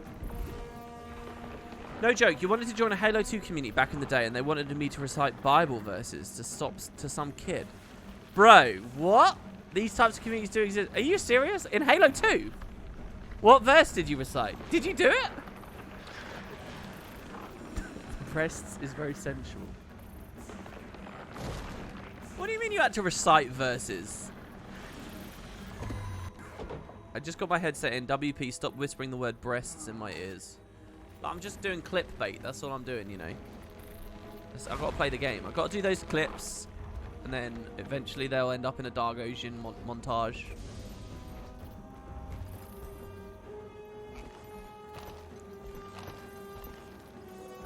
You can just provide ashes to Justin people, and then when they hit the boss, you'll tag credit. Oh, that's kind of cool. I guess Venom's, you can do that too. So I'm no longer tracked, so I may as well go lane 3, but then I can't contribute to lane 1, but then I can contribute to lane 2. Okay, yeah, if we do 3 here, and it cycles all the way back to lane 2, then we can contribute where we're needed. So, yeah, let's go do this one. You heard breast and hit the follow button. There you go, 4 aces. No, you tapped out pretty quickly, but you got to wreck him 1v1 on lookout in the process, so that was nice. Mate, yeah, you sure they weren't just joking with you? I feel like they would have just been joking. Do you think there's Guild Wars communities like that? I do know that there's stuff like IRL. If you're in a particularly pious state or religious, you know, area of the world, and you're sort of seen as an outsider, an interloper, you know, an imposter or whatever. If you recite from like the Bible or the Quran or something like that, you know, you'll be all right. People will be like, yeah, he's legit. I know that that's a thing IRL, you know, and classically over hundreds of years has been a thing humans have done. So let's say I wander into some, you know, I pretend to be Christian. Well, people will want to verify that. I get that, right?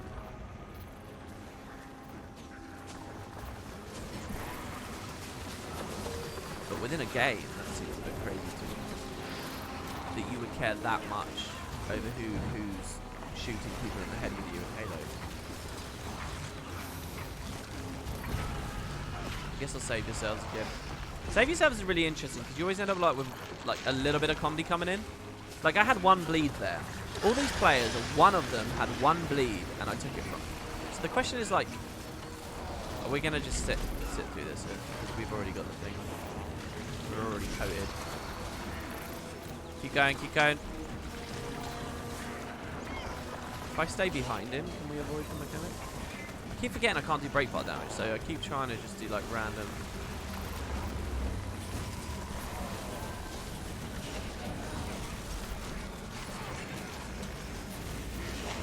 There's something fun about the flow here.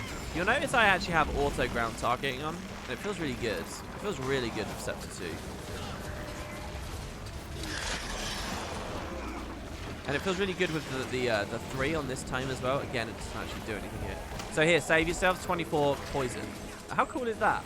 I just took so much poison from him. I love that skill. That's like an untapped, interesting part of Guardian.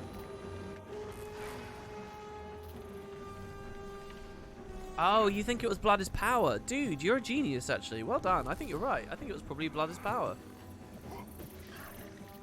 And I stole it from him before he put it back with like Dagger 4 or some shit. You're probably right. Because it was 2 long-lasting stacks, wasn't it? Or was it just 1 stack? If it was only 1 stack, it wouldn't have been. He's probably corruption traded. Actually, no. If your corruption trade doesn't... I can't remember what the corruption trade does on that. Does it not add torment on there as well, maybe? Or just increase the duration, perhaps? Hello, Smithski. It's good to see you. You think they were all from North Carolina, so I doubt they were joking. I mean, I was a kid at the time, and that community consisted of mostly kids, and kids can do strange things. Oh, they were like kids. Oh, yeah, I guess that makes sense too. It's weird how that works, right? Like, I think back to all those happy memories of, like, chilling on Blood Gulch or Coagulation in the next game. It's just, like, you know, doing so much, you know, seeing so many people and going in and matchmaking and stuff. And I have all these memories. Like, it was a whole time of my life, right, that I look back very fondly on. But if I think in passing about it, I don't really acknowledge the fact that they were all, you know, 10 to 15-year-olds there. That it was just like a world of pure adolescence. I don't really think about that. I sort of insert me, the adult self, there, and I insert the kinds of people, like adult people that I interact with now, into that. But it's not really that, you know. It was kids, a lot of it, and I was a kid too for a lot of it. Well, not necessarily. When I was a kid, online gaming wasn't such a big thing, so I kind of missed that bit. It must be weird. Now, this is going to sound dodgy, but it must be kind of cool to, like, creep on. It must be really cool to creep on little kids playing Fortnite at the moment, because you kind of get a sense of, like, what it means to game online at a very young age. It's kind of weird to think that TeamSpeaks and stuff are filled with, like, super squeaky voiced, you know, people with totally different mindsets and outlooks. Like, I just have, like, that adult perspective, and I assume everyone's adult, but it wouldn't be that, you know. It wouldn't be that at all. Officer, this guy. This was the comment. It'd be kind of weird, you know. Like, I get very struck seeing, like almost babies, you know, like, playing, like, little casual games on iPhones and stuff. And big tablets, you know, iPads or whatever, you know, tablets. Tablet gaming is like a 4-year-old. Ooh, I'm playing dress up. Ooh, I'm going to put different hair on my little Barbie on my thing. It's like, whoa, that's just... They probably don't even appreciate how fucking cool that technology is. And it makes me wonder, when I was little, what was the cool shit that I was playing with that I just didn't appreciate, you know? Was it like, does anyone remember, like, shit, what are they called? Does anyone remember those toys where you, like, pull a ripcord on it and it, like, flies? You know, you put on a pad on the ground and it flies, it, like, spins and it goes up in the air and you're like, whoa. I wonder if that was, like, you know, that was hot shit back then. Because I'm sure I have the same, there's a list of things that, you know, my mum and dad would be like, whoa, this is amazing. And this little brat that I've just bought this toy for, he doesn't appreciate how cool this is. You know, I wonder if my little, you know, what was that? Because it was definitely less technology around there. Most mechanically things. I mean, there were battery operated stuff, certainly. Yeah, they leap in the air. Well, Beyblade is a bit later, I guess, but I think that spinning tops are not necessarily new. Beyblade was a nice way to rebrand and resell spinning tops as a concept to kids.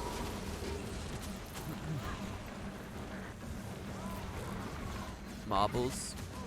Yeah, I don't think people the generation above would have been envious of my marble collection or my ability to enjoy marbles at a very young age. But I'm definitely envious of, you know, it's just that, well, the thing that I find most curious is that side of it where it's like, there you go, they beat it. Just not appreciating how crazy it is. Like, I remember, right? I remember being on an apprenticeship, and a guy I knew had like the first gen iPad. Like, it was just as iPads were coming out, and I remember him bringing it into work, and like showing games and stuff on it. And I remember looking at how, like, good the resolution was and how smooth it looked and stuff. It was just incredible. It was incredible. Like, that Gen 1, right when the iPad came out, and you guys remember how, like, pricey the iPad was, right? And there was this privileged bastard at my work that had one, and I just felt like, wow, this thing is crazy. And then you got, like, a little kid that was playing, like, Barbie on it when they were 4 years old. They're not gonna have that thrill, like a real thrill. I remember that. I still, like, when I think of, like, having like a big tablet, I still think of that day at work where he brought that in. And I still think, wow, you know, oh, I'd love to, because I don't have a tablet. I have no real need for a tablet, right? But I still, like, tap into that raw enthusiasm and excitement, even though they're so much cheaper now and so much better in so many ways. And it's been so many years now. Like, how far away from Gen 1 iPad are we now? How far away? How many years? And none of that excitement's been enough to convince me to get one, but mostly because I'm a broke person. Yeah, if you guys want to change my living situation, so maybe I have a tablet, Patreon is there in the chat. But yeah, so I don't know, I just think that's interesting. I wonder what these people will be like when they're 18, 19. Like, where is there to go from there? VR, I guess. They'll have that at least. They didn't have VR as little kids. They'll have that enthusiasm. Because you got to think about that too. Let's fast forward like 30 years. And displays are so much cheaper, and they're even higher resolution, and our PCs are rendering and pushing more frames faster and so on, and we've got better eye tracking, all this stuff, all these technologies have come in. So head-mounted displays are better. There's actually a bit of an industry for it. There's more devs in that scene. VR is kicking off. There's gonna be little kids playing VR, and they're just not gonna appreciate it, you know. Playing VR, having virtual reality experiences, let me put it that way.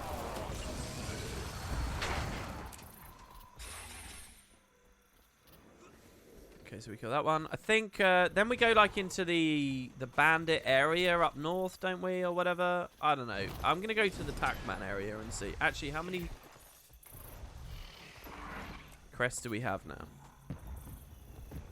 I kind of hope I don't have over 1,000 already, because that would just make me feel like all those vouchers were a huge waste.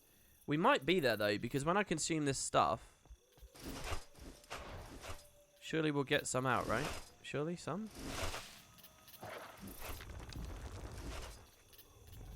Maybe we didn't actually.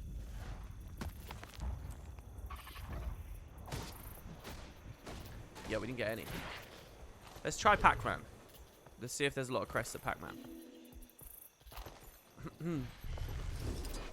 Might get some for hand and implant materials here as well. I don't know why I'm using this. I could have just springered.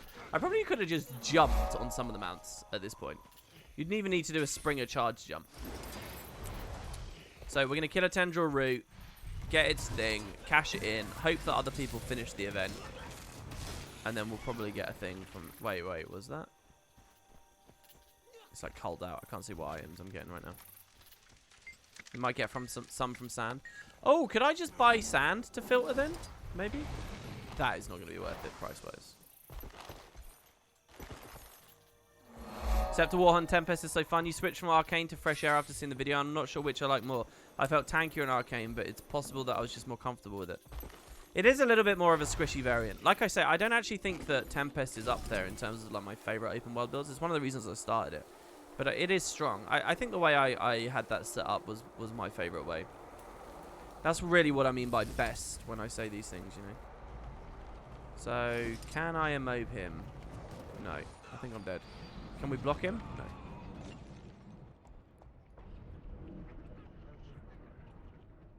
Oh. He might go for it. No. Should I? I'll just revive orb, actually. I'll just revive orb, because we've got like hundreds of them. The difference between technology in 85 and 2000 and the difference between 2000 and 2015 makes it seem like technology is moving slower. Do you really think? I'm not sure I believe that. There was a lesser pod there I should have got. Let's auto for some swiftness and get out. I'm not sure I believe that, man. 85 to 2000. Look at video games from 85 to 2000. You're up to fucking fully realized 3D environments by the time you're at 2000. You're on the doorstep. Actually, the PS2's already out, isn't it, in Japan? You've got some crazy shit going on by 2000. 85? Come on, like, we haven't even had, like, Sega versus Nintendo and shit yet. Video games are, like, dead in 85, right? It only started coming back right at the end of the 80s with Nintendo blowing the world up with the NES, right? 85 to 2000s. That's insane to think about, like rendering capabilities and the improvements in design and the amount of money that started flooding in, and you know, you hadn't even had like the violence in video game controversies and stuff with like Mortal Kombat and stuff. That was all like early 90s. That was like 91 and stuff, right? Like there's so little movement there, and I know I'm only talking about video games, but you know, that's a huge dimension of technology now, you know. So I don't know whether I believe that. 85 to 2000 is crazy. Oh, so you're saying you're acknowledging all of that. So then let's look at 2000 to 2015.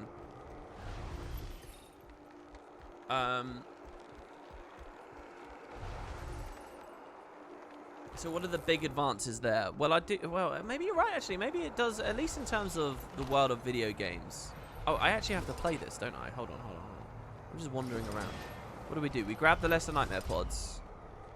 They give us Essence of Nightmare. And then we need to open the chests, right? It's interesting they didn't disable mounts in here. We've got 925 bandit crests. What's the point in this transform again? It's not just the stun, is it? 2015. Had Oculus started doing its stuff by 15? I think it had, right? I think we were doing stuff like that. You may be right in terms of, like, the difference there. It's difficult for general public to understand the advancements.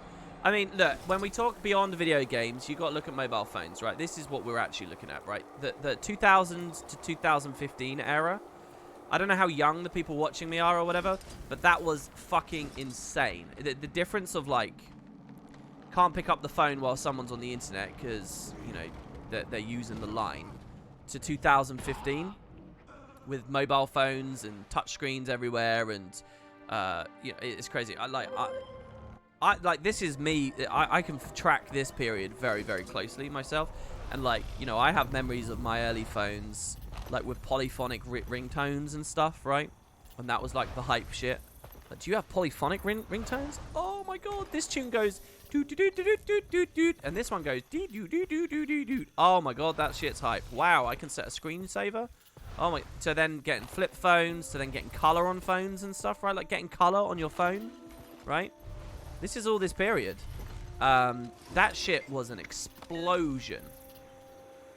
Like how rare and prestigious those early iPods were. I know we were talking about iPads, and then the iPad, the whole iPad thing, that anecdote I gave you, that's all in this period as well, the 2000 to 2015.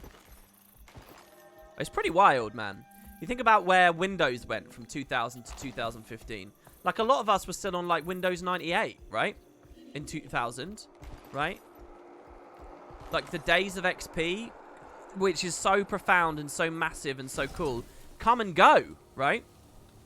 We go right through Vista and everyone hating on Vista. We go right through Windows 7. Windows 10 is all in there. And these are just, like, huge, like, periods for me. Huge periods to think about.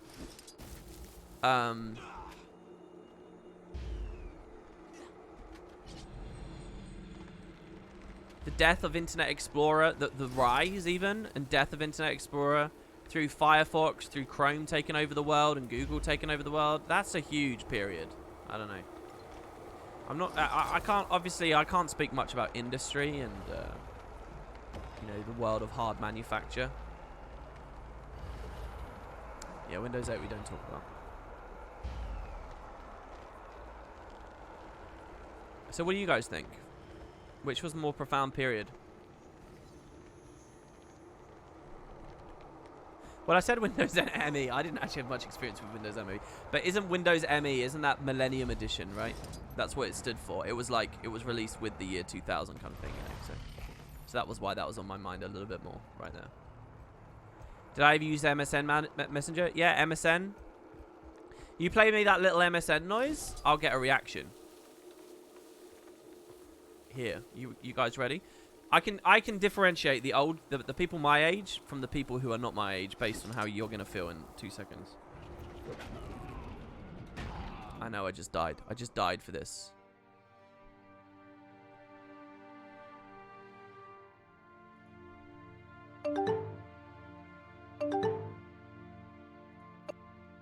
There you go. That noise.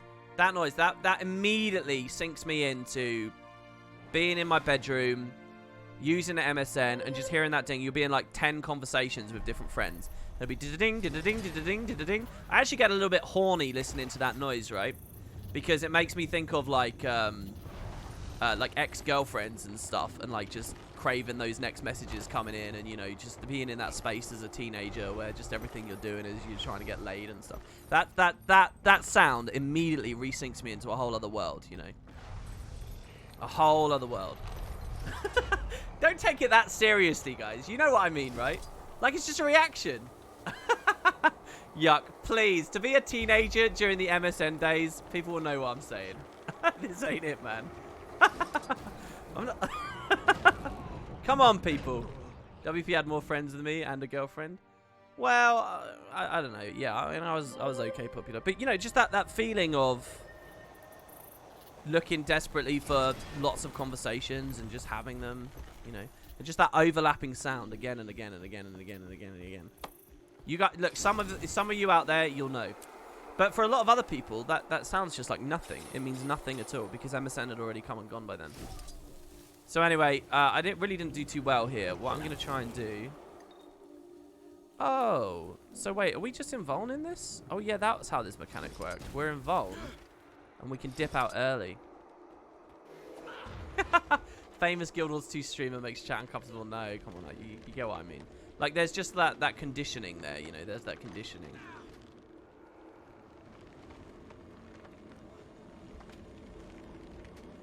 Key of Nightmares. We don't have enough.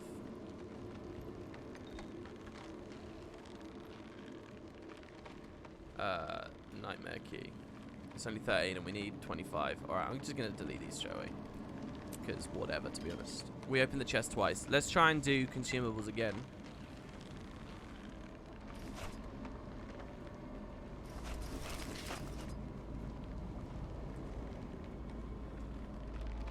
Compost. Oh, we did get something. We did get something. Use this to fertilize our hidden garden at Mount Maelstrom. Well, let me go to... Oh, I don't know. We got like 7 bandit crests from that. I guess we'll just play the Silverwastes properly. Next to start in 5 minutes. I guess we'll just play it. Right? So whatever. You can hear he is preparing the lines for the documentary on his rise to popularity.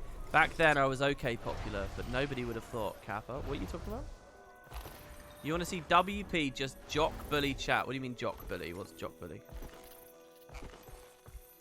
Awkward guy 91. Nostalgia man, you made my day. Thanks WP. There you go. I made your day by playing one sound effect from a YouTube video. To me it's the overlapping, right? And that video doesn't do it. But oh my god. Sorry, that was my Windows backup space. The mount menu is from a tool called Guild Wars Radio, which you can check my YouTube channel out for if you want to see any details. Or you can just type it into Google. Let's get the mantras up again, I guess. Every time you die, you have to reproc these. Wasn't it true that when Path of Fire came out, these were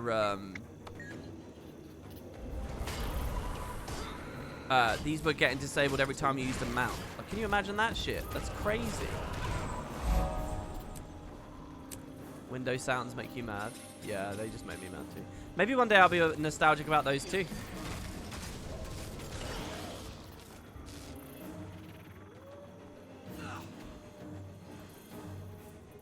The sound of popularity, friendship, and sex. I never went that far.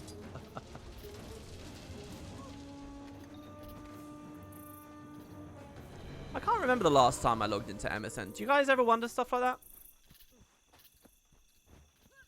Bernatori said I thought the same thing. Sorry, I'm just going back up to chat to catch up with what I missed. There you go. Bernatori knows what's up. You always act like you're old. I swear I don't act like I'm old. People keep telling me that. I feel vindicated today because of the engineer video, WP. My open world build is super duper similar to yours, and I've been trying to tell people for ages how good it is. Yeah, I'm a little... I don't know how many people have seen the grenade version, but I really want... Just watch the first 5 minutes of the grenade version, please, guys. Just watch the first 5 minutes and look at my barrier. Look at my might, my fury, and my barrier. Just look at it. It is a thing to behold. It's so nice. Feels really good.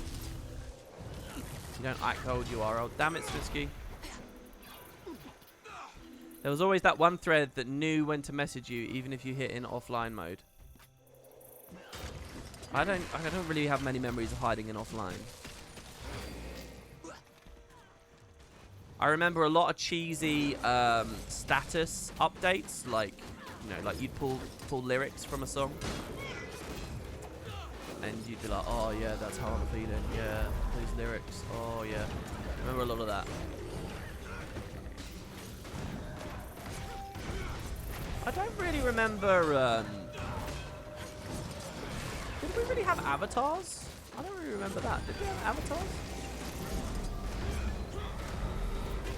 You love status updates. Yeah, that's cringy to me. When I think of like cringy stuff, I think of all the old fucking bullshit like pop punk status messages and stuff. Lyrics I used to put as updates as what was it called? That, I definitely do cringe at that. And I remember, I actually have very, very clear memories. I remember people growing up and stopping doing that. I do remember. And I remember I was still doing it. But I remember very decidedly noticing people were getting a little bit more like, I always thought of it as professional at the time, a little bit more corporate.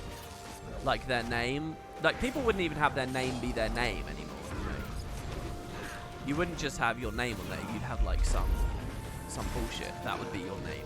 But then I remember people putting their full names on, you know, like first name, last name. That's like your MSN name or whatever. And I remember the status messages disappearing and stuff. And just seeing that influence ripple throughout people.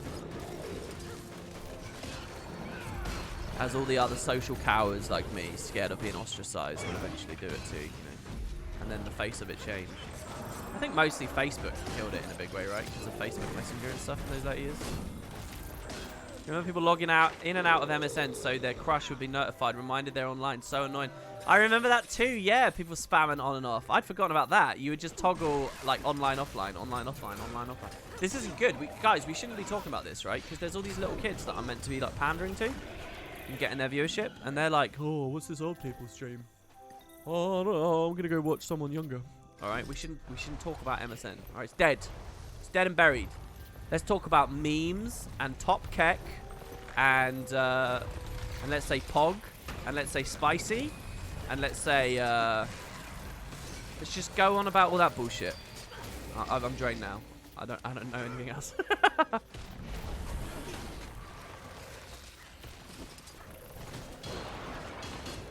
You mean memes? Yeah, sorry, my bad. There you go. I brought him back. with that. It's all good. It's alright, don't worry. Don't panic.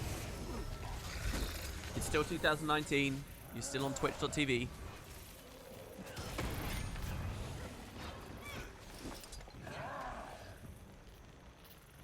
Which salvage kit is better for profit, copper fed or silver fed? I don't know. I've never really crunched that. I don't know. But they're different, though. One is for rares, one is for blues and greens, right? So you just use them in that way, and I think it's fine. Right? They're just, I think they do basically average out to being like pure convenience items. I was never a Pog guy. I have to say, I was never a Pog guy. Didn't really get it. I guess we'll get this Vista while we're at it. So what do you guys think of the build, by the way, as it's gone so far? Sturdy, right? Sturdy, lots of damage. These are sort of semi-group scenarios we're in right now. Doesn't feel too bad. Okay, so should we just spam around to get crests? I'm actually, now, the crests have started coming in so slow, it feels like now. I know that a lot of this was downtime. We were waiting for the meta to reset. But I feel like now, there's been so much downtime, I'm actually really happy I've been using those vouchers in the way that I have. A simpler time, we've got Pogs and Tazos for free and bags of crisps.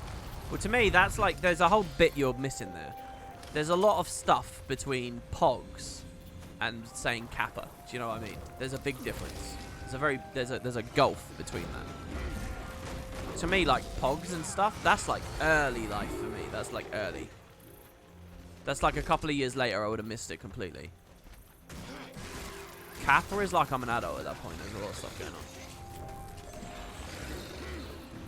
You also recall needing to end MSN conversations prematurely so your mum could use the phone. Yeah.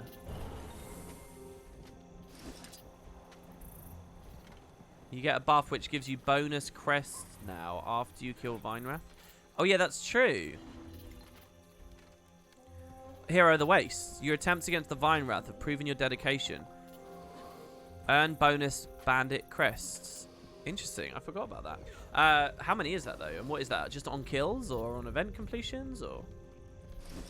Just keep running around and I'm not gonna do a proper Reba if that's what you guys are wondering here. By the way, this is not gonna be like Reba. We'll just get events done. One last piece of nostalgia: BB guns with both plastic and steel pellets. I never really got into BB guns either. I have to say, I don't really have any nostalgia for that. But you probably triggered that in someone else. Chest runs give lots of crests. Nice. Well, I won't create a chest run out of nowhere here. We'll figure that out.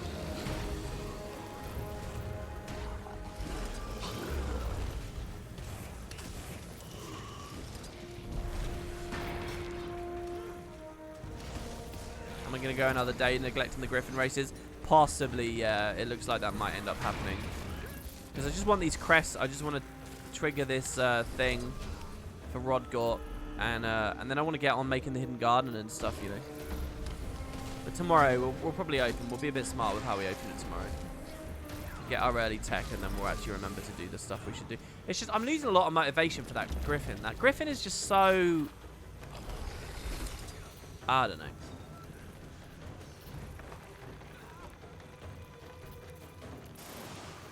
I'm just not convinced I'm going to get it anymore.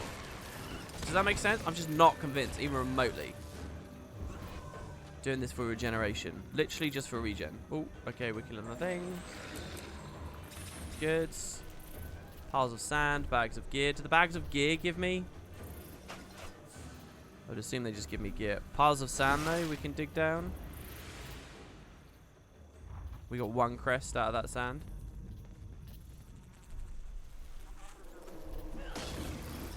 Speaking of Griffin, did anyone see the video on Reddit? Yeah, I saw that. That was really good. I clicked that kind of cynically. I was like, what is this? I thought it was going to be just another showcase of like, oh, look, I can cheese it and stay in the air and actually gain altitude with this crazy... That's what I thought it was going to be. But then, no, it actually ended up just being a really beautiful montage.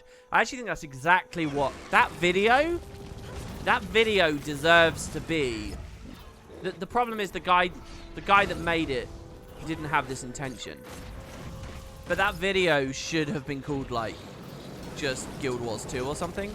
And it should be just, like, on our gaming. And it should be like, here's this thing, this video game. And people are like, whoa, what the fuck game is this? This looks insane. And then you're like, yeah, it's Guild Wars 2. It's an MMO. And people will be like, what? That's what that is. But the way it's, like, packaged with the black screen at the start and all that kind of thing, and where it was posted and stuff, it's not quite calibrated to hit where it could really blow up. But that's like, you know, that's an equivalent of like the Raptor animation video from when POF came out. You know, for ArenaNet's whole word of mouth thing, if that could be incredible word of mouth advertising. That could be really good guerrilla work for the game, but it doesn't have the right container. I'm just kind of running around here. It's really fun killing shit at the moment. Oh, wait. Tristita? Oh, no, that was the Griffin, though. It took you 5 months, doing 5 a day. Interesting. Maybe we should bump up the number of races we do then. Park a couple more characters. Clear the Blue Oasis. Is this map totally dead? None of them have been there unless I've gone to them. Is it because people... I mean, it's not like I've got everyone following me. On events, and yes, it's better. So it still takes 2 to 3 full metas for 1,000 crests.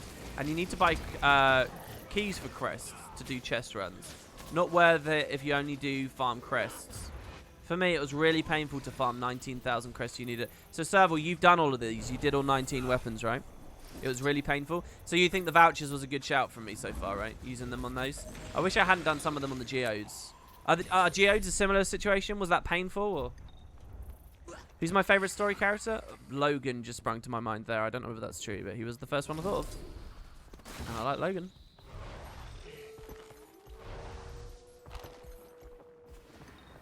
Logan is a character that when he's on the scene, I'm like, sup? How's it going? Like, I feel good. I'm interested to see his take. I feel like I'm in the presence of a badass. So I like Logan. Who's had a good long story. And I'm always pleased that the devs prioritized him being in some act. Some art. I missed a scepter too that I should have dusted.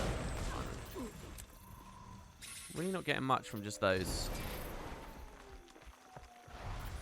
Is this place under attack yet? No. Let's try the other one.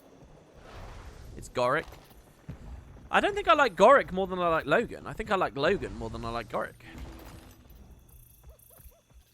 It's all good. You're just telling the story. Just thought it was great that your Game Boy kept you from going blind. Your Game Boy kept you from going blind. How is that true? What?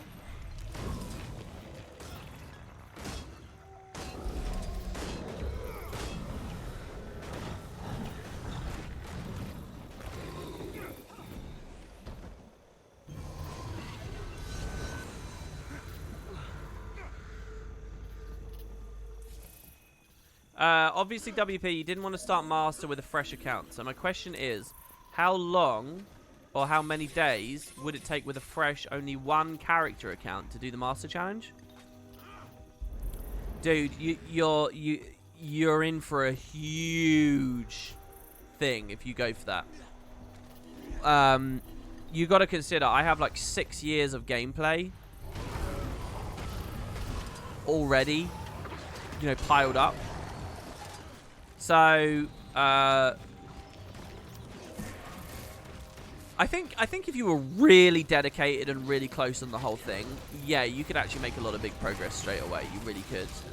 But, so like, if you look, I played Path of Fire really casually. I didn't really go for any of the optional achievements at any point, and none of the season I did.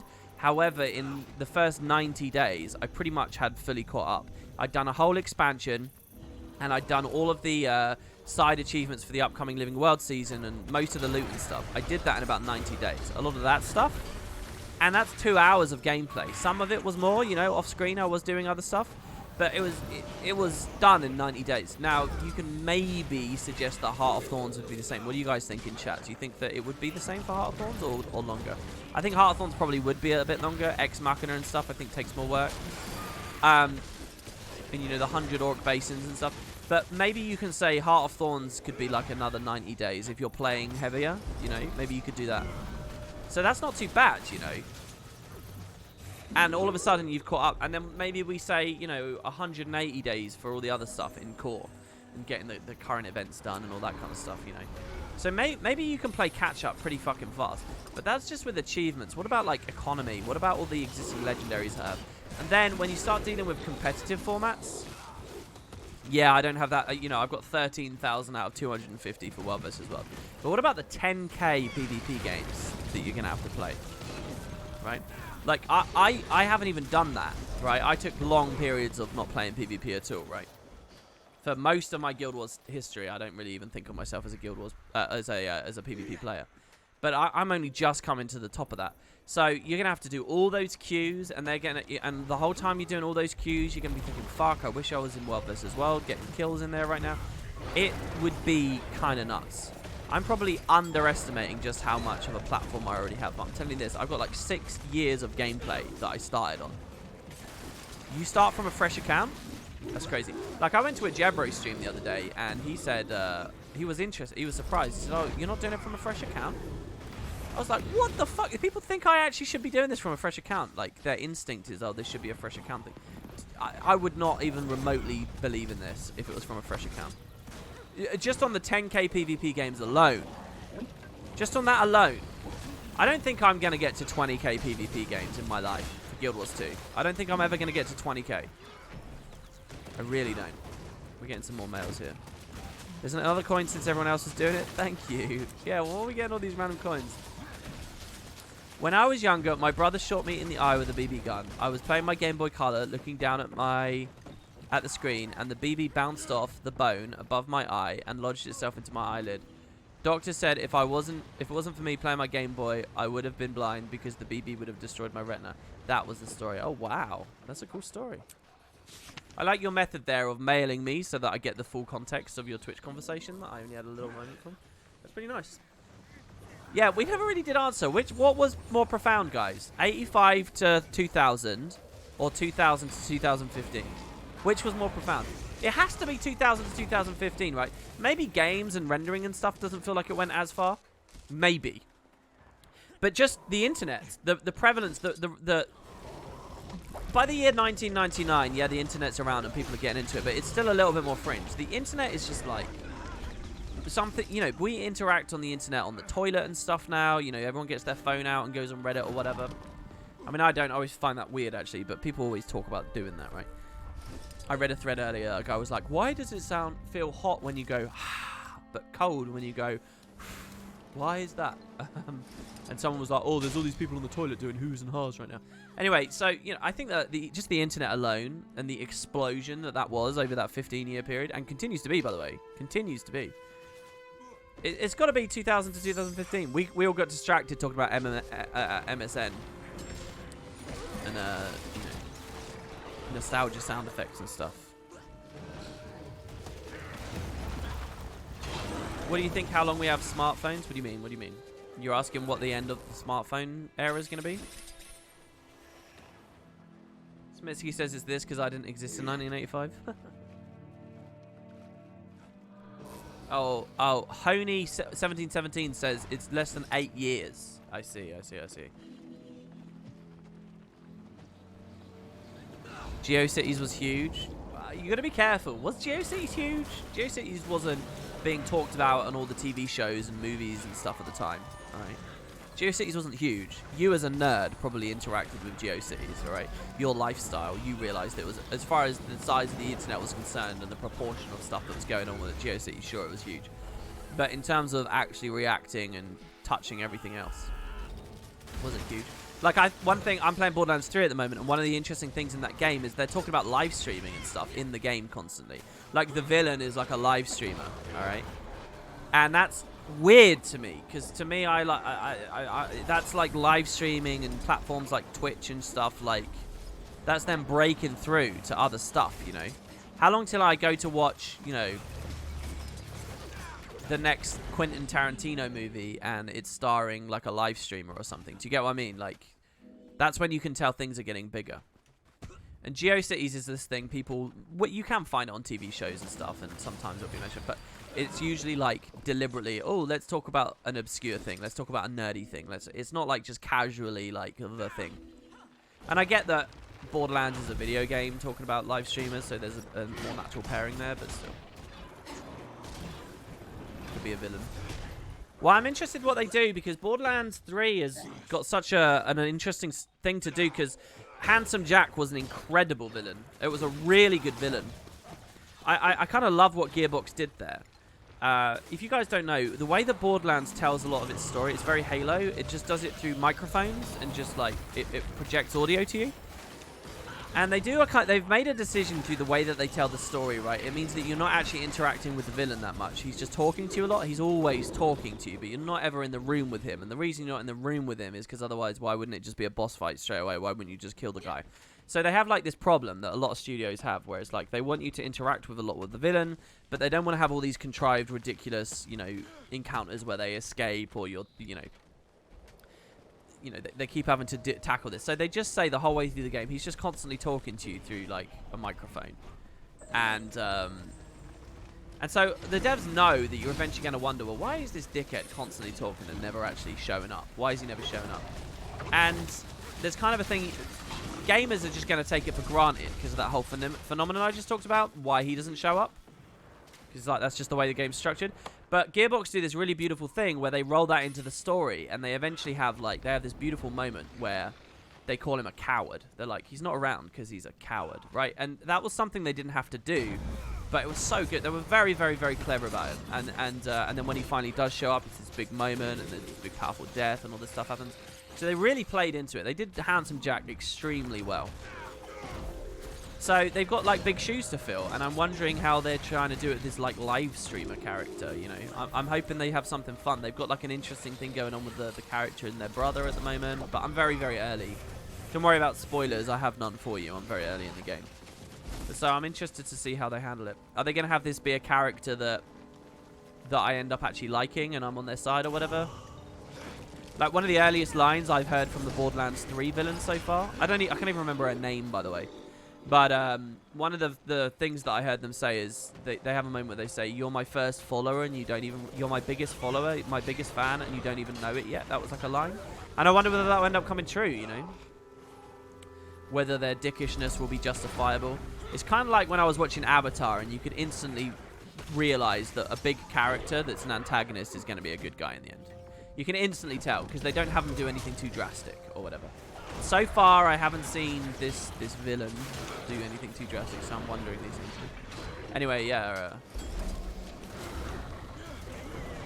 Like, they're going to have to play with your expectations somehow. I really wanted to use the word subvert there, but Game of Thrones has kind of ruined that, so thanks.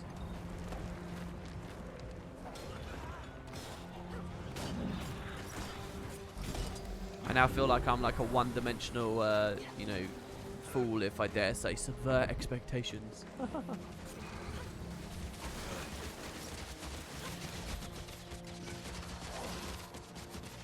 Like, their previous villain was so good that even after the main campaign was done and that villain had been dealt with, they were still constantly doing DLCs and stuff and nodding back to it. It's so good. I'm doing a Guild Wars 1 character at the moment, but I don't know which hair color to choose. Any thoughts? It's a female elementalist. Red hair. Because they're fiery. And you're obviously going to be using fire magic to just cleave your way through the game.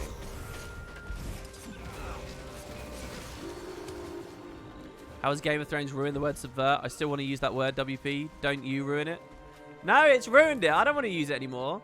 Because you just get all these everywhere. That's all anyone could ever say. Game of Thrones is so good because it subverts expectations.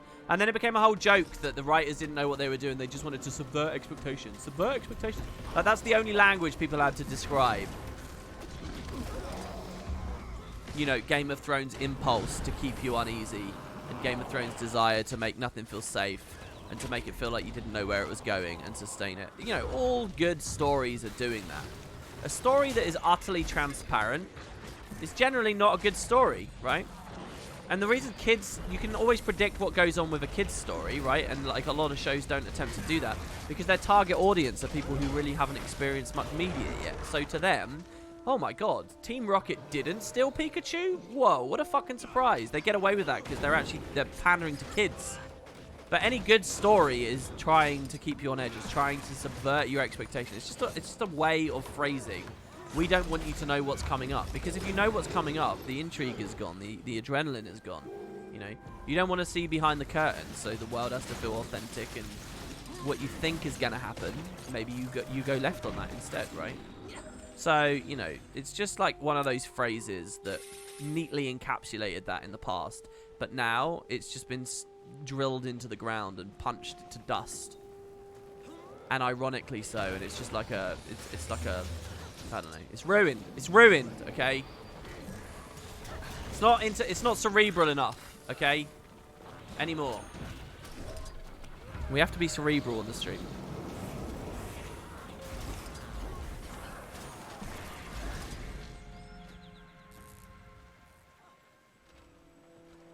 Speaking of Pokemon and subverting expectations, did you know he's a champion of the Alola region? He won. Oh, no, you just spoiled that for me. And I just spoiled that for everyone else. I didn't know that. Has he finally won one? I did. Well, the cat's out of the bag now, so I may as well talk about it. I didn't know that. I kind of hoped he never would. Wow. Wait, is there some contrivance, though, that makes it, like, not real? So I can... Like, why would I want to watch it any further now? That's crazy, dude. I didn't know that.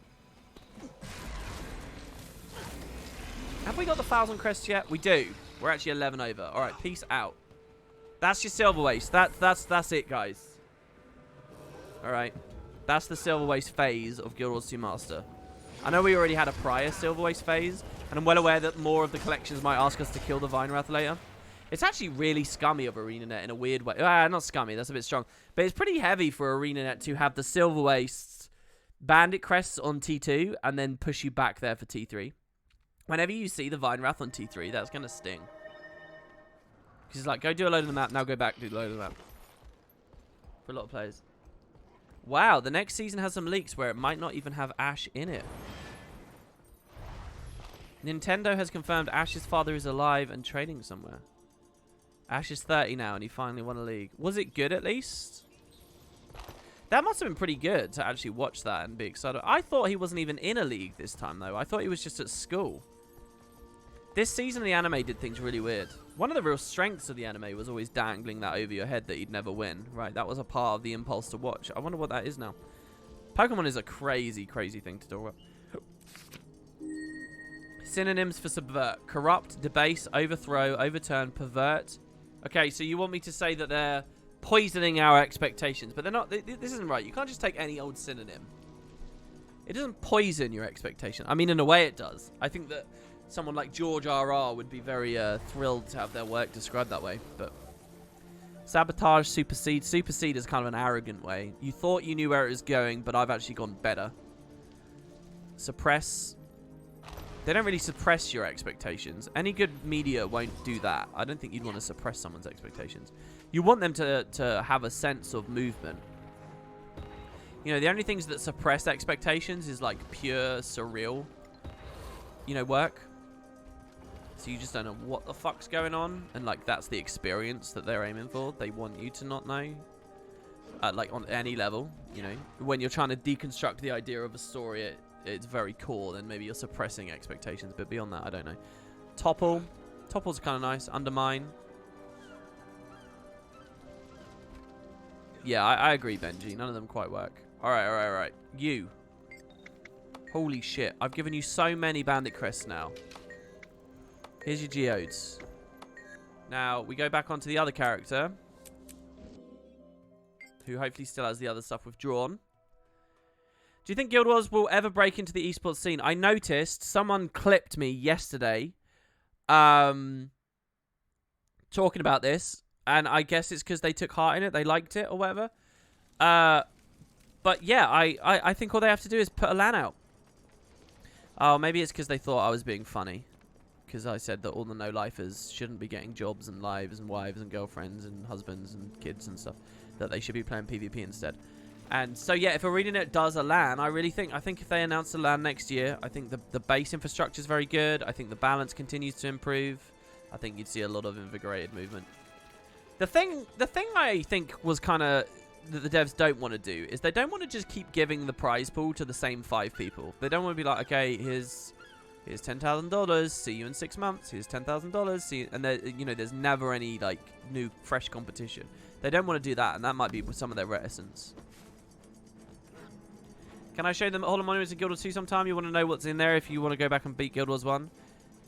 You can watch my Let's Play. The last episode, the finale of the Let's Play, has a Hall of Monuments section in it. Right at the start. It opens with a Hall of Monuments. Bit of a spoiler there for my own product, but yeah. Okay, sorry. Go speak to her. Let's get this done. Do you go through those clips because you clipped me saying I'm horny? Yeah, I do go through the clips. You don't get the principle of what I mean, you know. You can have, like, associations with certain sounds. So it doesn't actually mean I was horny, but it means it's like a horny sound, you know.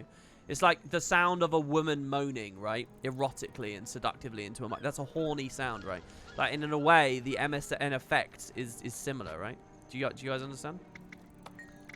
You know, if it was in that period of your life, you know, just, what the fuck are they called? No, not endorphins. You know, like a hormonal teenager, right? As everyone once upon a time was, or will be. You want me to have 100 obsidian... I guess I deposited. My bad. So let's just withdraw as many as we can remember again. But yeah, you guys can clip anything. Darg will go through those clips, hopefully. Maybe he might not be enthusiastic about it anymore. But someone maybe one day will go through all these clips and we can, you know, that might even get into a YouTube video. If you think that something funny has been said or something interesting or something outrageous or whatever, like the horny comment or whatever, and you think it's cool, make a clip of it, and it might even get onto YouTube in the form of a montage. People really liked those montages, so, you know, I'm still up for doing them. So yeah, clip away. But when you make a clip, put a title on it. Put a title. Titles, people will watch one with an actual title. If it doesn't have a title, then everyone's just like, what is this random nonsense? Wait, what did she want? Are we done now? Oh, it sells some flowers. Flower. 84.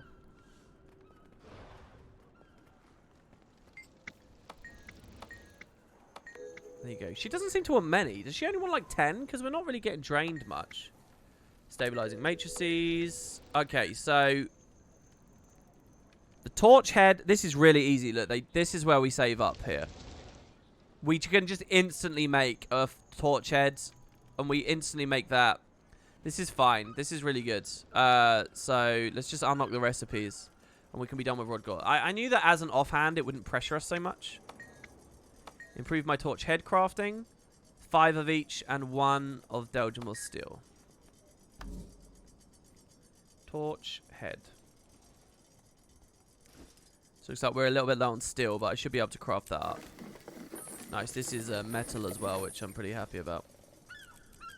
So we just do this, and then we make the final thing, and that's done. And then we do the same for the torch handles. Good. Need to stock up on coal. I never know to what proportion I want to dig into this as well, because steel is used for dark steel as well, isn't it?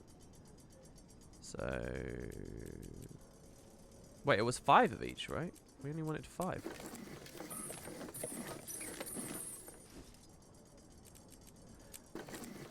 They can kind of just halve how many materials we want. Clip chips, let's go. Clip chips. What do you mean chips? 5 of these. Synthesizure? Synthesizure is where you see like a number and you see it as a color, right? Isn't that it? And then 1 Deldrimor. I think I still have my daily Mithrilium craft, right? We didn't do that earlier, so I can... Oh, no, we did do it earlier. Fine. I will buy 5 of you. Okay, but meanwhile, that should be good.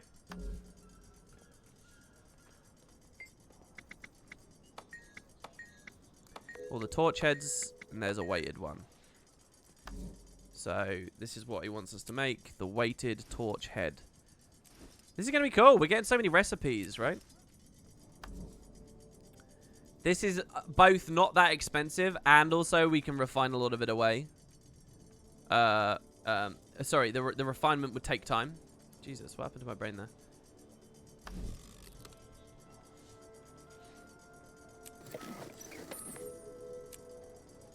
Okay, weighted torch heads. And then we can go here. I'm crafting rod gore, torch handle. I'll work on that.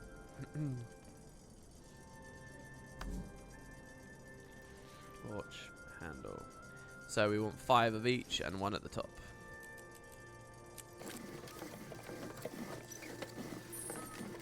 So why is everyone saying that's synesthesia? What?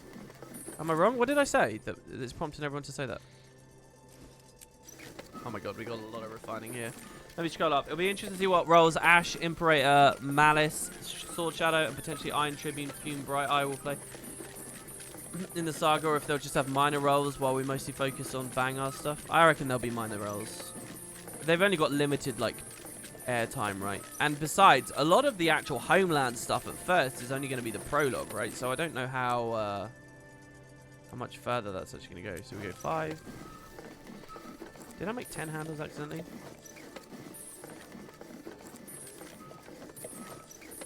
When are we going to stream tomorrow? I stream the same time every day. So you'll see me at the same time. Actually, I've gone half an hour, not half an hour, but 20 minutes over. So we're going to be closing this down in a minute. So at this exact time tomorrow, I might have already logged off again.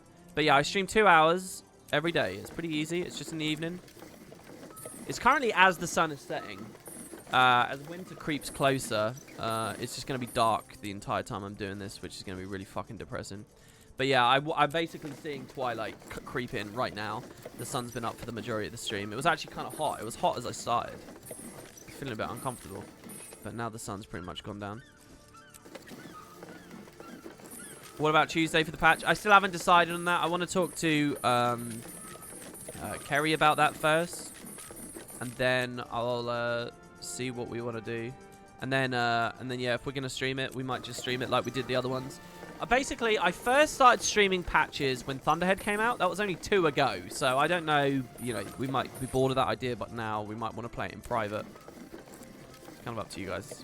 But you might see me with her in Discord, and we'll be chatting again just like before. That would not be a master stream. That would be of any length, just us playing and enjoying the patch and having fun together.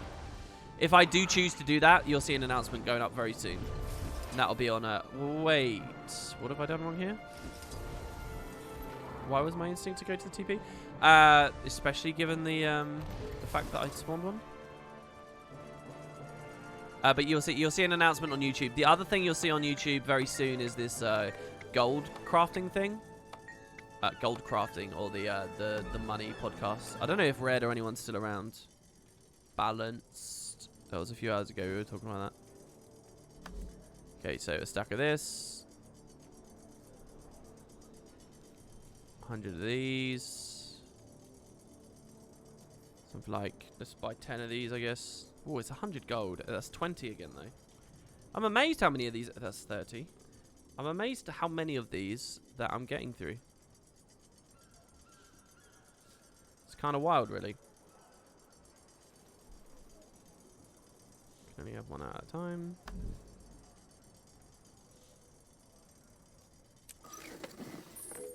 There it is.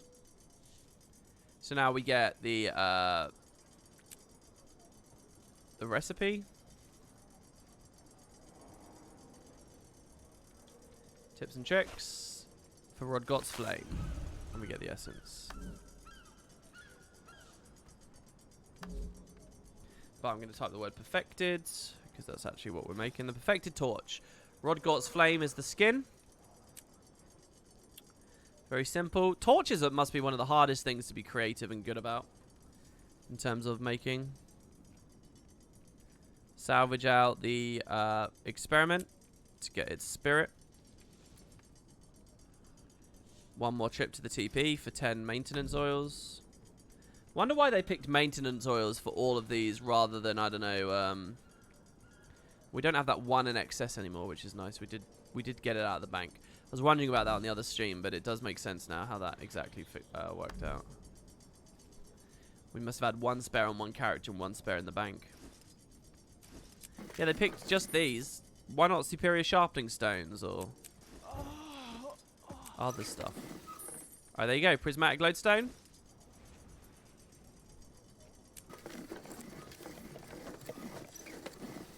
Because you've got to oil up the hammer. Well, why wouldn't you want to sharpen the blade, you know? But we didn't do that. There's only one recipe for luminescence polish.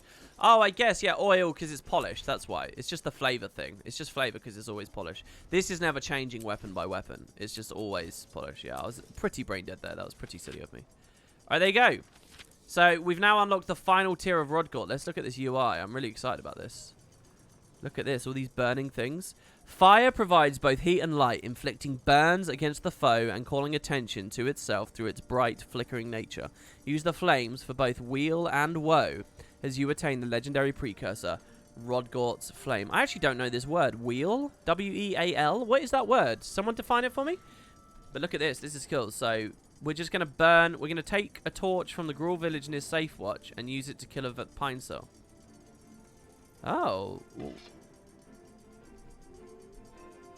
Oh, so there's specific areas of the world where I can now interact and claim torches. So Gruul villages in Frostgorge, and then there's a Gruul village in Fireheart Rise. And I need to... oh, so it's like we're a little hunter. We actually go around hunting this is cool. Then we get a torch from a campfire here. We just go burn all the different creatures. I actually remember before this patch came out, the developer statements about their idea for this one. Light the bonfire in the snowblind fractal. Warmth to live. They got some special different ones.